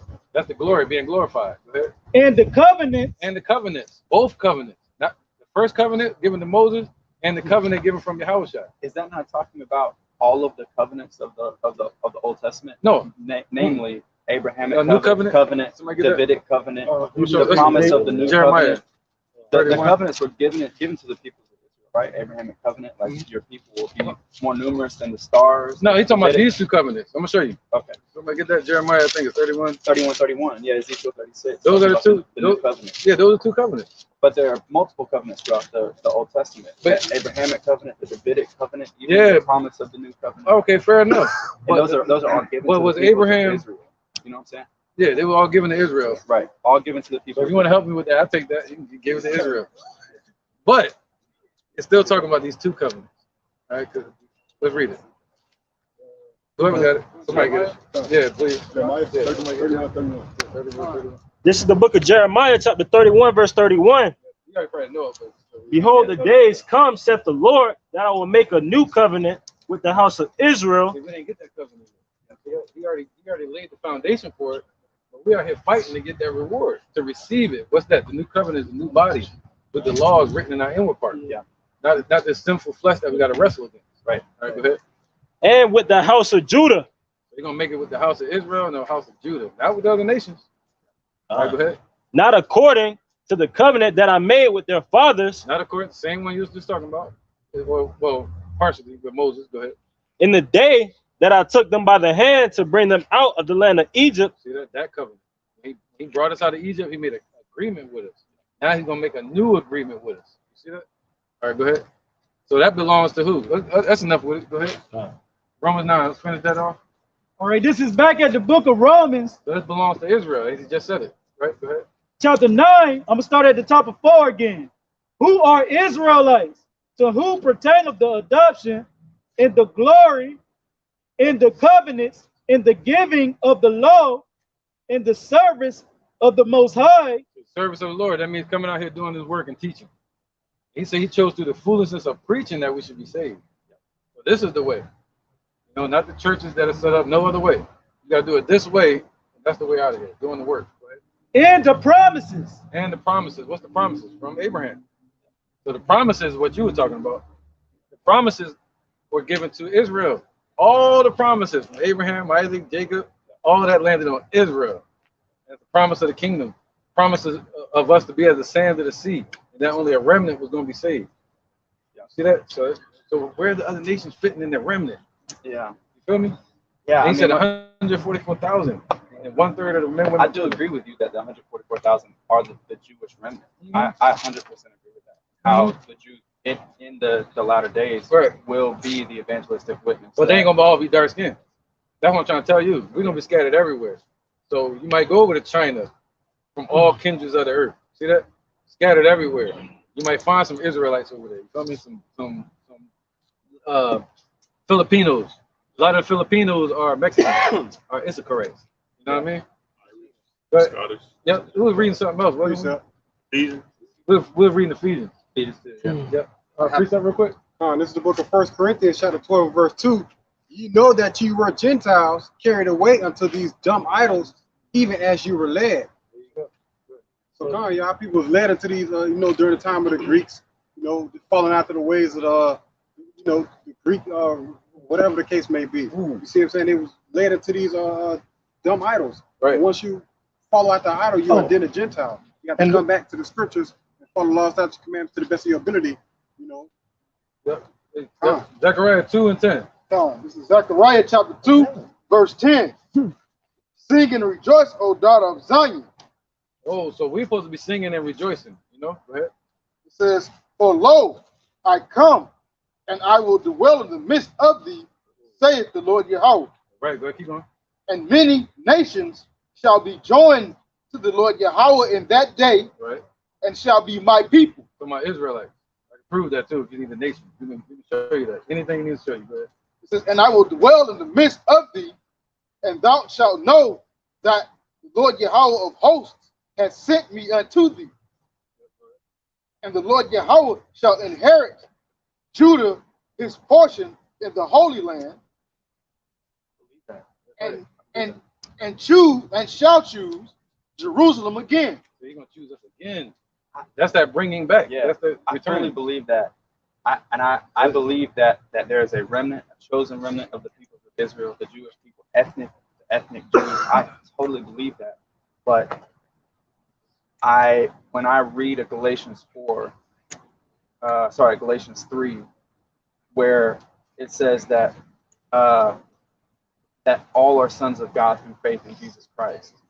And now, those who have been baptized into Christ have put on Christ. There's neither Jew nor Greek, neither slave nor free, nor male nor female. We're all one in Christ. I don't see. That doesn't mean you're just not hearing us. Like we're telling you, it's just fair enough. I'm just saying, like straight. I'm just talking. We're telling you, and we try to explain it that the word Jew is an abbreviation for the word Judah. Yeah, right. It's just something that the Roman Empire called us at that time. They said, "Look at the Jews," right? But that was just a class of one group of our people, right? So the Lord said, "What? Do you have Jews that were of the circumcision, right? They were called Jews, circumcision, meaning the ones that kept the law, and they was being overzealous, ready to put somebody to death for breaking the law. Yeah. They didn't believe that the Messiah. Them dogs. Call them like dogs. Yeah. 3, Basically like dogs. Yeah. They didn't believe that Messiah. They didn't. Some of the Sadducees didn't believe in the spirit. You know, that reincarnation. You know, there's a lot of things they didn't believe that Yahweh came and taught them. But then you had on the other hand the Gentiles, which were Israelites that were, say for instance, it was a Israelite that was born in Greece, or that was born somewhere else. What's his name? Timothy. His dad was a Greek, and his mother was on the truth. See what I'm saying?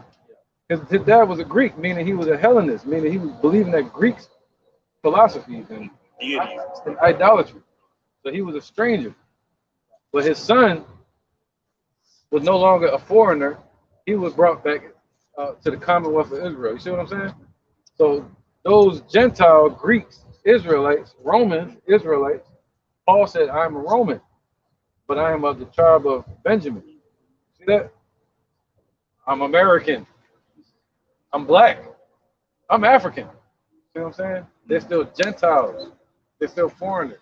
But once they know about Yahushua, they're no longer strangers from the Commonwealth of Israel. They're brought back to being Israelites, not Jews. Israelites, sons of God again. Nobody else can be. The Lord said He chose us above every nation. Deuteronomy 7:6. 76. Yep. So there's no way for that to happen. Because look, it says Obadiah 1:18. Yep. I have an engagement backing you on the having. Yeah, go ahead, brother. This is Hebrew 8:7 all the way to 9. For if the first cabinet has been faultless, there should no place have been sought for the second. For finding fault with them, he say, "Behold, the days come, say the Lord, when I will make a new covenant with the house of Israel and with the house of Judah." And this is the reason why when he asked for Jeremiah 31:31, I turned to that one instead, right? Because it's basically saying the same thing. But where he said finding fault in them, he had to make a way for them to be brought back. So what is the wages of sin? Death. Somebody, so blood had to be shed. So all these, who can go in the Holy of Holies? When the high priest would go into the Holy of Holies, he would have to make one sacrifice for his own sins and a sacrifice for the sins of the people. We ain't doing nothing with all the sin that was going on in Israel. We ain't doing nothing but barbecuing. That's all we're doing is barbecuing, offering after offering after offering because of the amount of sin. So now there was going to be one atonement, one mediator, because it was what the Pharisees were failing to realize when Yahushua was talking to them. Listen, I'm the way for everybody, not just the circumcision and the uncircumcision. He's like for the uncircumcision, because even though y'all claiming the law, y'all ain't all falling at 100%, because guess what? I'm that sacrifice. Yeah. You're no longer worthy to bring forth that sacrifice. He entered into the Holy of Holies to bring back the commonwealth of all Israel, because all Israel is kind of in some way or form going off. So now he had to solidify that promise because he found fault in us. So we needed a way to be brought back. So that's why Paul would say there's neither Jew nor Greek. That's he was talking about, the ones that knew they were Jews and the ones that didn't know that chose to go. Because guess what? if they want to come back to the Commonwealth of Israel, the Pharisees and Sadducees wouldn't allow them to do that. Speak on it too. Romans 11:25. For I would not, brethren, that ye should be ignorant of this mystery, lest ye should be wise in your own conceits. If somebody don't want to get the mystery, they're wise in their own conceits. You know what I mean? That blindness that blindness in part has happened to Israel until the fullness of the Gentiles be come in. Those are the ones that were being brought back. That's right. There you go. Watch this. Watch this. Look at the point. We're gonna break it down just in case. Yes. And so, because of this, because of the Gentiles coming back, and so all Israel shall be saved, as it is written, there shall come out of Zion the deliverer, and shall turn away ungodliness from Jacob. That's what it's all about. One more. For this is my covenant unto them, when I shall take away their sins. There you go. Look at that covenant again. See that? So that's unto them, unto Israel. So what sins do Esau? It was never given to them. So how can they return back to it if it was never theirs? Yeah. You feel me? So the Lord said this about Esau. Well, actually, yeah, get that real quick. Yeah. Let me get this real fast. Romans 9:27. Isaiah also crieth concerning Israel. Though the number of the children of Israel be as the sand of the sea, a remnant shall be saved, man. So it's all about that. That's all the Lord dealing with, is Israel. He like, yo, if you don't get right, I'm gonna cut you off and leave you with the heathens. He ain't worrying about bringing heathens and no. He's like, yo, I'm gonna cut you off. I'm gonna take them a few. Yeah, I guess my understanding of that word, Gentile. Yeah, it just was off a little bit. Well, yeah. Now not coming at you, but it is. I wanna foreigner. It's there. I wanna study some more, and I appreciate you guys. But it's not a nation. It's Gentile is foreigner. Yeah. Foreigner is. You know what I mean? So you would say, Israel. So even going back to Romans 11, partial hardening has come upon Israel, an ethnic group, right? That like the nation of Israel. You would agree that that's what I agree. So that the Gentiles, those who are outside of this ethnic nation, right, of Israel, could be grafted in. Nope. That's not your understanding. So you're saying ethnic Israel is hardened so that other people that are part of ethnic Israel that are outside of ethnic Israel can be brought in. Nope. Okay. Ethnic Israel was turned inside out and scattered. You feel me? They were taken. Lord had to whitewash them, clear their brain, and sent them off to lose their damn mind in the world. See that? And now he sent prophets to wake them same people up. Say, hey, remember, he said, I'll bring you into remembrance. Remember, then I'll bring you back to me. That's it. Two ethnic Israel. Hey, you're an Israelite. You're not this, you're not that, you're not American, you're not African. Your bloodline goes back to Israel. You need to wake the hell up. Come back to the laws as best you can and turn to Yahushua. He's the way back to the Father. Right. Right. So ethnic Israel was scattered, and they're the ones that could be brought back. Yeah. You see the difference in our. I just want to show you so you see it. So you know the solid. I think I understand a bit more. Yeah. But I just want to make a point that when you said scatter, you got to understand how the Israelites were scattered. According to the book of Deuteronomy 28, the Israelites were scattered on slave ships. So that's why we say we Israelites, and that's why we say, we point to the 12 tribe chart. Because the Israelites were scattered across the four corners of the earth on slave ships, and that was biblical prophecy. That's why you got Israelites in China.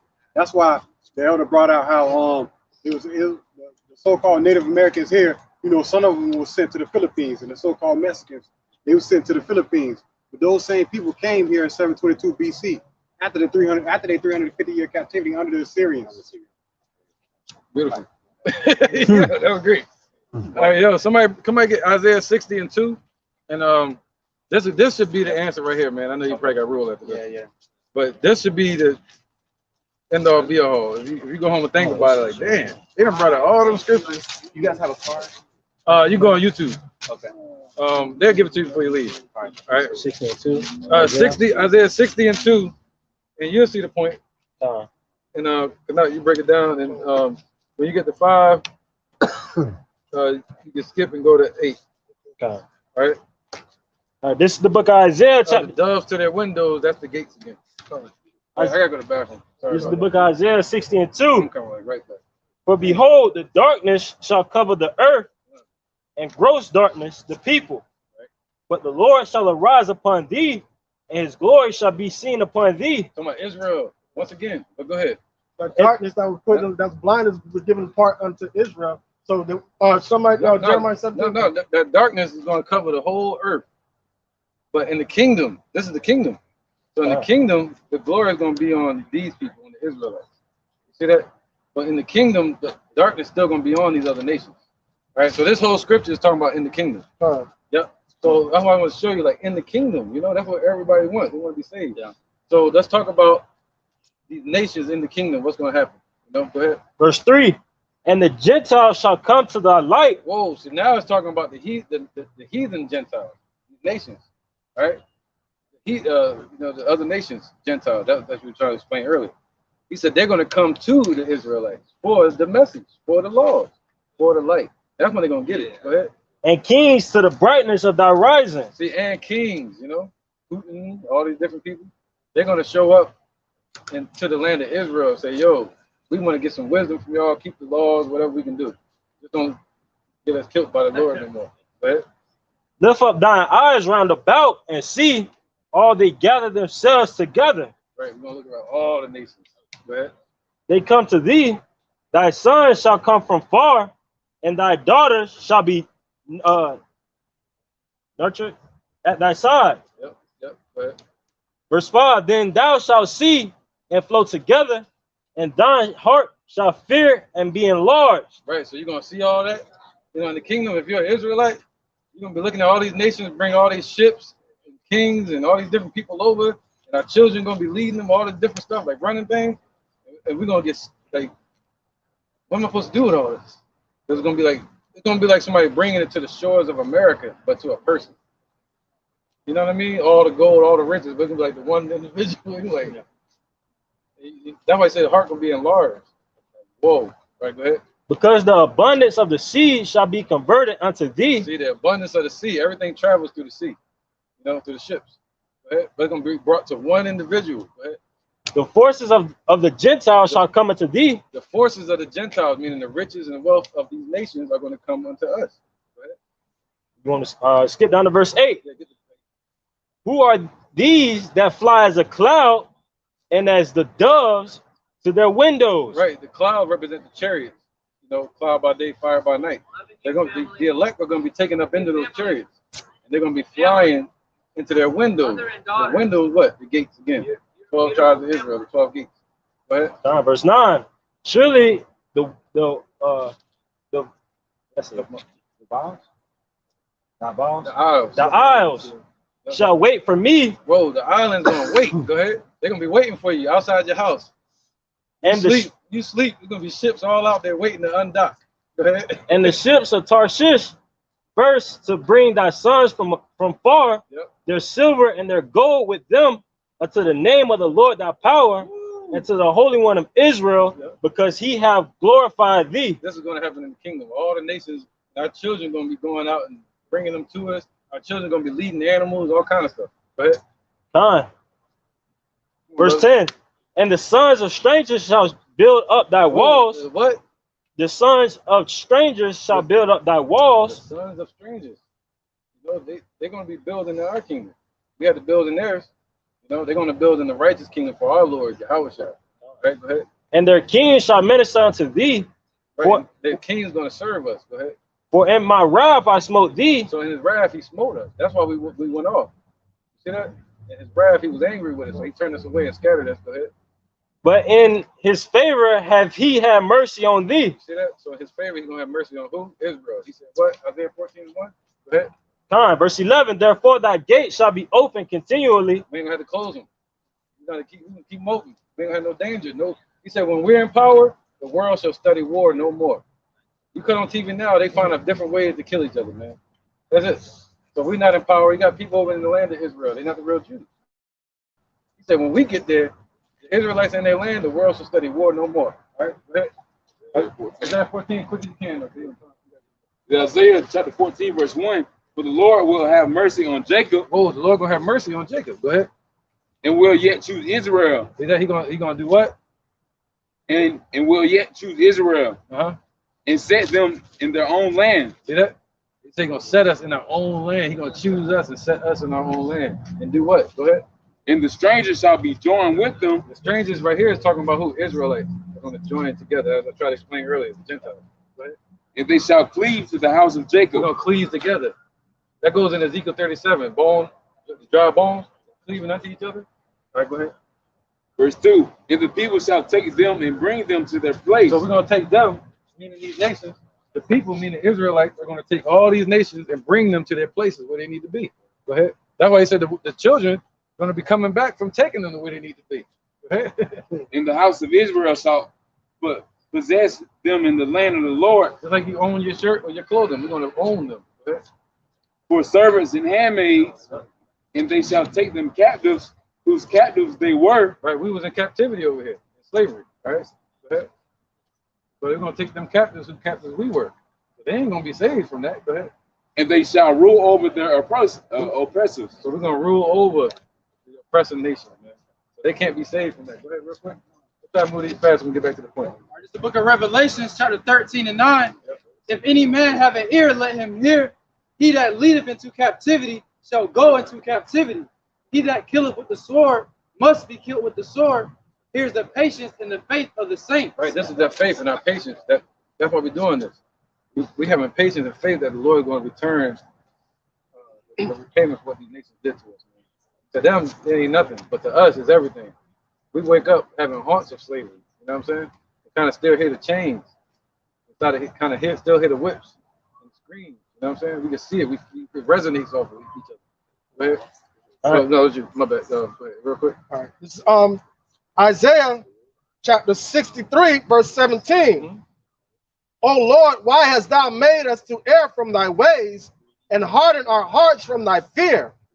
Return for thy servant's sake the tribes of thine inheritance. The people of thy holiness have possessed it but a little while, and our adversaries have trodden it down thy sanctuary. We are thine, thou never bearest rule over them. They were not called by thy name. So he's talking about the other nations were never called. He never brought the other nations out there. It's always about the children of Israel. And to this day, from the time of Genesis, he's still trying to bring them back nigh to us. And we were separated because of sin. And that's just it. He has to complete a promise that he made to Abraham before he can accept any other nation. But after our kingdom is built up, these other nations are going to get some form of living, except for Edom. Edom's going to be destroyed. We'll keep going with these precepts. That'll be quick. The book of Joel, chapter 2 and verse 7. He got one, and that should be it for him. He probably got one more question. It's the book of Joel, chapter 2 and verse 27.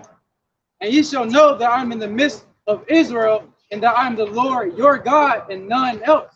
And my people shall never be ashamed. Basically, that's really going in. Read it again, Baba. Joel 2 and chapter 27. And ye shall know that I'm in the midst of Israel, and that I'm the Lord your God, and none else. And my people shall never be ashamed. So that's the Lord God, your God, and no one else. My people shall never be ashamed. See, that's the shameful spewing that these other nations are trying to spew out. They're trying to bring everybody in. And this goes all the way back to Psalms 83. They're trying to bring everybody in so Israel be cast out, trodden down, and never be existence on this earth. They're trying to erase the name of Israel. That's why they want to bring in the Gentiles. But the Lord has a different he has a different motive behind it. He's bringing his people back. So somebody want to get on? You said there was another precept over here? Just a little bit more than that. Just talking about that point. All right, go ahead. Isaiah 60 and 11. Oh, yeah, one. You got to bring this up. This one be a little long. This is explaining it's like in the kingdom, all the nations going to be bringing stuff to it. Right. You know? All right, this is the book of 2nd Ezra, chapter 4, verse 36. Thou shalt find that Israel by name hath kept thy precept, but not the heathen. All right, so you shall find by Israel by name have kept thy precepts, not the heathen. He never gave his word. The only covenant that he made with the whole earth was the rainbow with Noah, that he wouldn't destroy the earth with water anymore. This time it's going to be with fire. But it's the judgment to all the northern nations, and 2/3 of Israel are going to hit this next upcoming judgment with these nuclear missiles. But it's only salvation. That's why he says he told a woman at the well, He worshiped, he was talking to the Samaritan woman. Because at that time, you had Ephraim that dwelled in that land. They started going off with the idols of Samaria. All right, so now with the Assyrians. So now she was talking about, oh, our father Jacob. She tried to graft herself in right there. See how she tried to do that? But no, he said, you worship you know not what. For we know what we worship, for salvation is of the Jews. That came out of the Messiah's mouth. He said, and now is when the true worshiper shall worship the Father in sincerity and in truth, because the Father seeketh such a worship. It's all about the truth. You know, it's all about, can he graft other nations in if he wanted to? Yeah, he could, because he's the Most High. He can do anything he wants to. But is that how he set up his covenant? No, it's not. He established his covenant with Abraham, Isaac, and Jacob. It goes back to the children of the promise. And he has to complete that promise. Jeremiah chapter 31, verse 36, verse 35. Thus saith the Lord, which giveth the sun for a light by day, and the ordinance of the moon and of the stars for a light by night, which divideth the sea when the waves thereof roar. The Lord of the host is his name. All right, so this is going out to the Negroes, Latinos, and Native Americans that were scattered throughout the four corners of the earth, that were taught to believe in these other nations, idols, and gods. But we have the true God, and they wanted to erase that from our memory. Because anytime we start praying to the true God, that's when he comes down and brings salvation and destroys these other nations in their setup. Say again?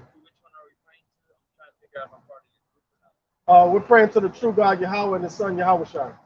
Yeah, that's me. I'm with them. Are you with them? Yeah. Okay, all right. Where are you from? What's your nationality? I'm Italian, Irish. I'm a German. What's Jew. your dad? German Jew. He's from Trieste. So those are the fake Jews. Those are the Khazars, which descended from the Ottoman Turks. So I'm a fake one. Fake one? Yeah. Ish. Fake-ish. Yeah. Okay. Trieste. My father's from northern Italy. My last name is Reichstadter. Yeah, you know the northern Italy. You know the separation between northern Italy and southern Italy. I do. All right, with the Sicilians. Why were they separated from the Sicilians? Because the families disagree. The families. Why did the families disagree? They disagree because northern Italy was still had that European bloodline and European descent, and southern Italy was taken over by the Moorish kingdom. So they had what they call Negro blood in them. That's why they separated the southern. Right, the southern Italy. Yeah, northern Italy, they speak a different language than the southern Italy. They speak Sicilian, and northern Italy speak a more Germanic version of Italian. So which one am I? Not with you guys. Someone else. I'm with someone else. I'm just like burning up. I don't know what you are. It's up to the Lord to determine that. This is the book of Revelation, chapter 2 and verse 9. I know thy works in tribulation and poverty, but thou art rich. And I know the blasphemy, of them which say they are Jews and are not, but are the synagogue of Satan. So we already know the people over there in the land today that call themselves Jews. That's why they call themselves Jewish. And according to the Jewish Encyclopedia, they're Jews by conversion, not by bloodline. And there's no way to be converted into the promise, because it all goes according to the bloodline of Abraham, Isaac, and Jacob. All right, keep going with that. I had a black dad. Is that okay? All right, keep going with that. He's just being a heel. Go ahead. This is Jeremiah chapter 31. I'm going to start back at verse 35. Thus saith the Lord, which giveth the sun for a light by day, and the ordinances of the moon and of the stars for a light by night, which divideth the sea when the waves thereof roar. The Lord of hosts is his name. All right, so you got the mighty creator of all things, right? Who created all humanity, right? But then he created a little sanctuary for himself, for his spirit to dwell in, and that was the children of Israel. Go ahead. And if those ordinances depart from before me, saith the Lord, then the seed of Israel also shall cease from being a nation before me forever. All right, so now he made Israel the lot of his inheritance. So his spirit was always going to dwell with Israel. So why would he let Israel be discontinued off this earth? He would not. He will preserve Israel, all right? And he did erase our minds to where we were taken away from our commonwealth, but we were brought back because of the promise of Yahweh Bashim Yahushai. It's okay, Elder. Go ahead. All right. Go ahead. Some more precepts. Come. Go ahead. This is Amos chapter 3, verse 2. It says, you only have I known of all the families of the earth. Therefore, I will punish you for your iniquity, All right, go ahead, Slaki. I'm saying, and that's just the Lord talking to who? The children of Israel. He's talking to the nation of Israel. He's only known the children of Israel out of all the families of all the nations on this earth. He's only known Israel. Right. He's not with these other nations. That's why they're going to be a possession for the 12 tribes of Israel, the children of Israel. Right now, it's like right now that these nations are under the possession of Esau. So these other nations are going to be happy to be a possession. The only one that's really not going to be happy is Edom. Exactly. But all the rest of these nations, they're going to love to see a righteous earth and a righteous heaven, man. They're going to love to see heaven on earth. But Esau ain't going to love it because he's set up to be wicked. And also finishing the verse, that's why people got punished for their iniquities. That's why we're in the situation that we're in right now. That's why you see Jake in a downtrodden condition and position. My phone trash, man. We got 7%. Oh, yeah, I had 2 hours though. I'll get one more scripture. We'll get What we doing? One more. We about to wrap it up. yeah, we got Isaiah 30. Did we read Isaiah 32 yet? No. Let's read that one. Let's get them real quick. 32. Let's get them real quick. I got you. I ain't got no battery. The book of Isaiah, back to the lesson. It's the book of Isaiah, chapter 13 and verse 12. I will make a man. Start from 11. This is the book of Isaiah, chapter 13 and verse 11. And I will punish the world for their evil and the wicked for their iniquity. And I will cause the arrogancy of the proud to cease. There you go. Go ahead. And will lay low the haughtiness of the terrible. Right. So the Lord gonna lay low the haughtiness of these Edomites and their rulership and the terrible of our people. So within that pressure is gonna come from above and press down below. And that's where a lot of Jakes and these women are. All right. And that pressure gonna bust pipes. You know, and you don't want to be on the only thing that can sustain that pressure is going to be the Spirit of the Lord, the pillars. Go ahead. Verse 12. I will make a man more precious than fine gold. Right, just like gold is hard to find, it's going to be hard to find the men of the Lord in that day. Go ahead. There ain't going to be no internet. Even a man's in the golden wedge of Ophir. Right, you got vocab trying to find this and shit. You know how to take your picture and map it out on Google now and see where you at. The women ain't going to be able to do that. You know, in that day, ain't gonna be no internet. They're gonna run around the street saying, where they at? Where those men at? All right, that was it? That was it. All right. So they're gonna be as precious as fine gold, man. And as a rock in the weary land. It's gonna be that weary land. All right, just like Yahweh shall be in here. Isaiah 32 and 1. The book of Isaiah, chapter 32 and verse 1. Behold, a king shall reign in righteousness. Right, that king is talking about Yahweh Shah. He's gonna reign, whether they like it or not. He's gonna reign in righteousness, man. Go ahead. And princes shall rule in judgment. Right, and his princes, his men, are going to rule in judgment, whether they like it or not. Right, and whether these women like it or not. Go ahead. And a man shall be as a hiding place from the wind. Right, the men of Israel, the princes, they're going to be as a hiding place from the winds, from the destruction. They're not going to be the hiding place. They're going to be as a hiding place. All right. So they're going to be like, have that protection from Yahweh. All right. From the winds, meaning the destruction. So by you being with a man of the Lord, you're going to be covered in that day from the Lord's judgment. Yahweh Ratazah. Go ahead. And the cover from the tempest as rivers of water in a dry place. Right. As rivers of water in a dry ass place. Having all the answers. There's going to be a cry for wine in the streets. Ain't going to be no answers. People are going to be bugging out. But the only one that's going to be only one that's going to have that stable and still water is going to be the men of the Lord. All right. They're going to be able to quench their thirst. Go ahead. That's the shadows of a great rock in the weary land. Right. So we're going to have the shadow of Yahweh Shai. The shadow of Yahweh. We're going to abide under the shadow of the Almighty in this weary land called America, even in Europe, all over the world. Verse 3. If you're thinking something, yeah. Verse 3. And the eyes of them that see shall not be dim, and the ears of them that hear shall hearken. All right, yep. Let's get Isaiah 32 and 9. Right, man. Oh, yeah, he might go there. Verse 9. Rise up, ye women that are at ease. Oh, so these women need to rise up that are at ease in this society. They're comfortable here. This place is about to be destroyed, man. This is it. Our Father coming back to get us. His name Yahweh. And his son named Yahweh Shai. All right. Go ahead. Hear my voice, ye careless daughters. Right. Give ear to my speech. Yeah, you need to listen. Give ear to his speech. Give ear to his men. You can catch it. Harry, Scooby, Shaggy. Raggy? Raggy. That's cool. Yeah. Old Shaggy and Scooby Doo right there. Verse Okay, 10. 5 minutes. Go ahead. 5%. Many days and years shall you be troubled, you careless women. Right. So many days and years shall you be troubled. All right. There's gonna be a lot of trouble, man. Who, you know, that's it. Our people are already in trouble. You know, careless daughters, man. That's careless. Time for to wake out of sleep. Go ahead. For the vintage shall fail, the vintage, gathering shall not come. Right. The vintage. Good point. The vintage shall fail. The gathering. What's that? Everything they're hoping and investing in this society is not going to show up. Their future that they're dreaming for, the American dream, is not going to happen. You know, even if it does happen, it's going to be taken from them. Go ahead. Verse 11. Tremble, ye women that are at ease. They be should troubled. They should be in fear. They should be trembling. Go ahead.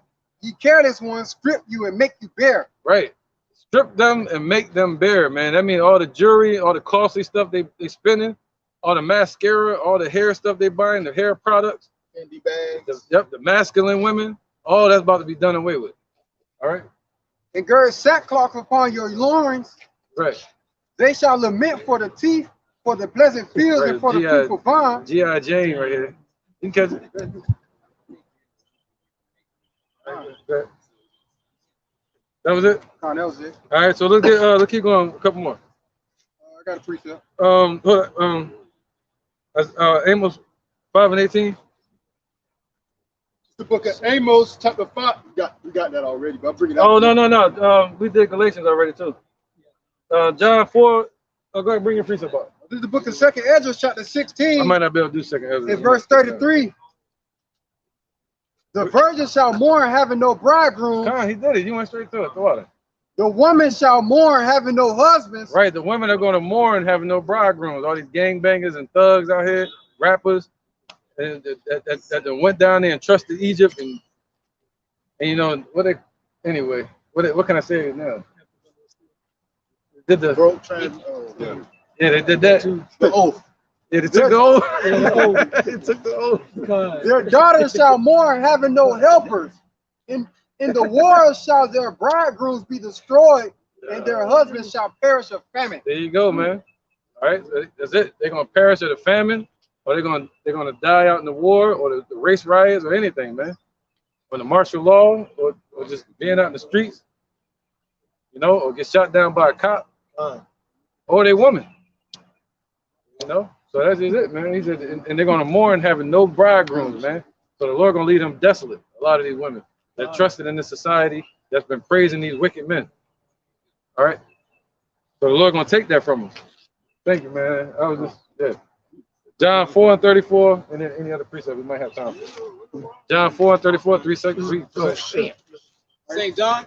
Yeah, John 4 and 34. This is St. John chapter 4, verse 34. Yeah, all the way to 35, man. It says, Yahushua said unto them, my meat is to do the will of him that sent me, and to finish his work. Say not to ye, say not to ye. Say not ye. Say not ye, Shalaki. Say not ye.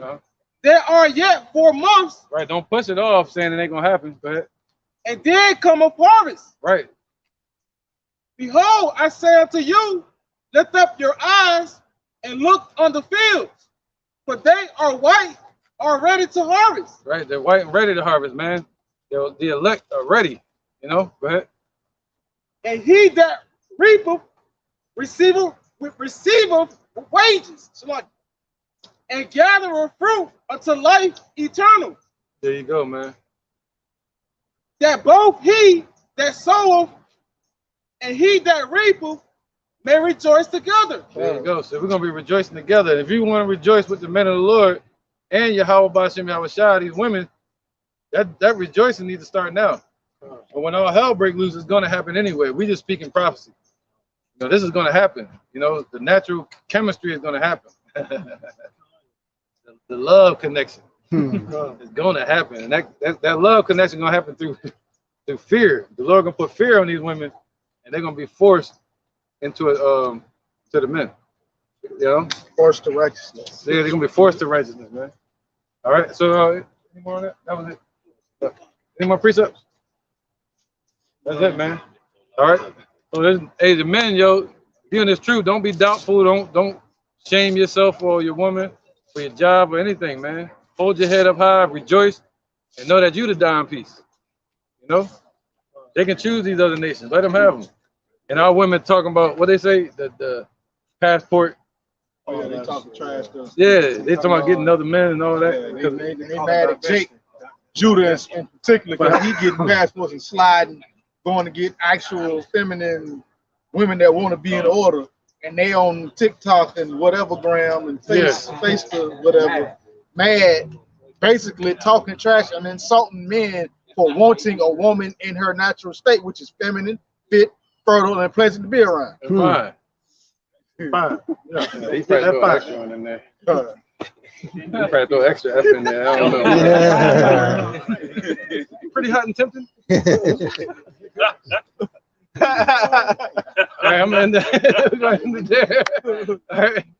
We're going to end it there, man, and give praise to the Most High, all right, the right way. We're going to say, call. Allah, Yahweh, Ba'ashem, Yahushua, Ba'ashem, Ha, Rakah, Quadash, Ma. All right, double honor to the elder apostles of GMS and the elders, and shalom to Akim and Akwatim, which means sisters that believe in sincerity and truth around the four corners of the earth. And shouts out to y'all, man. And curses to the wicked and the 2/3 of our people that don't want to get right, and to the wicked women of our nation. Shalom. Shalom.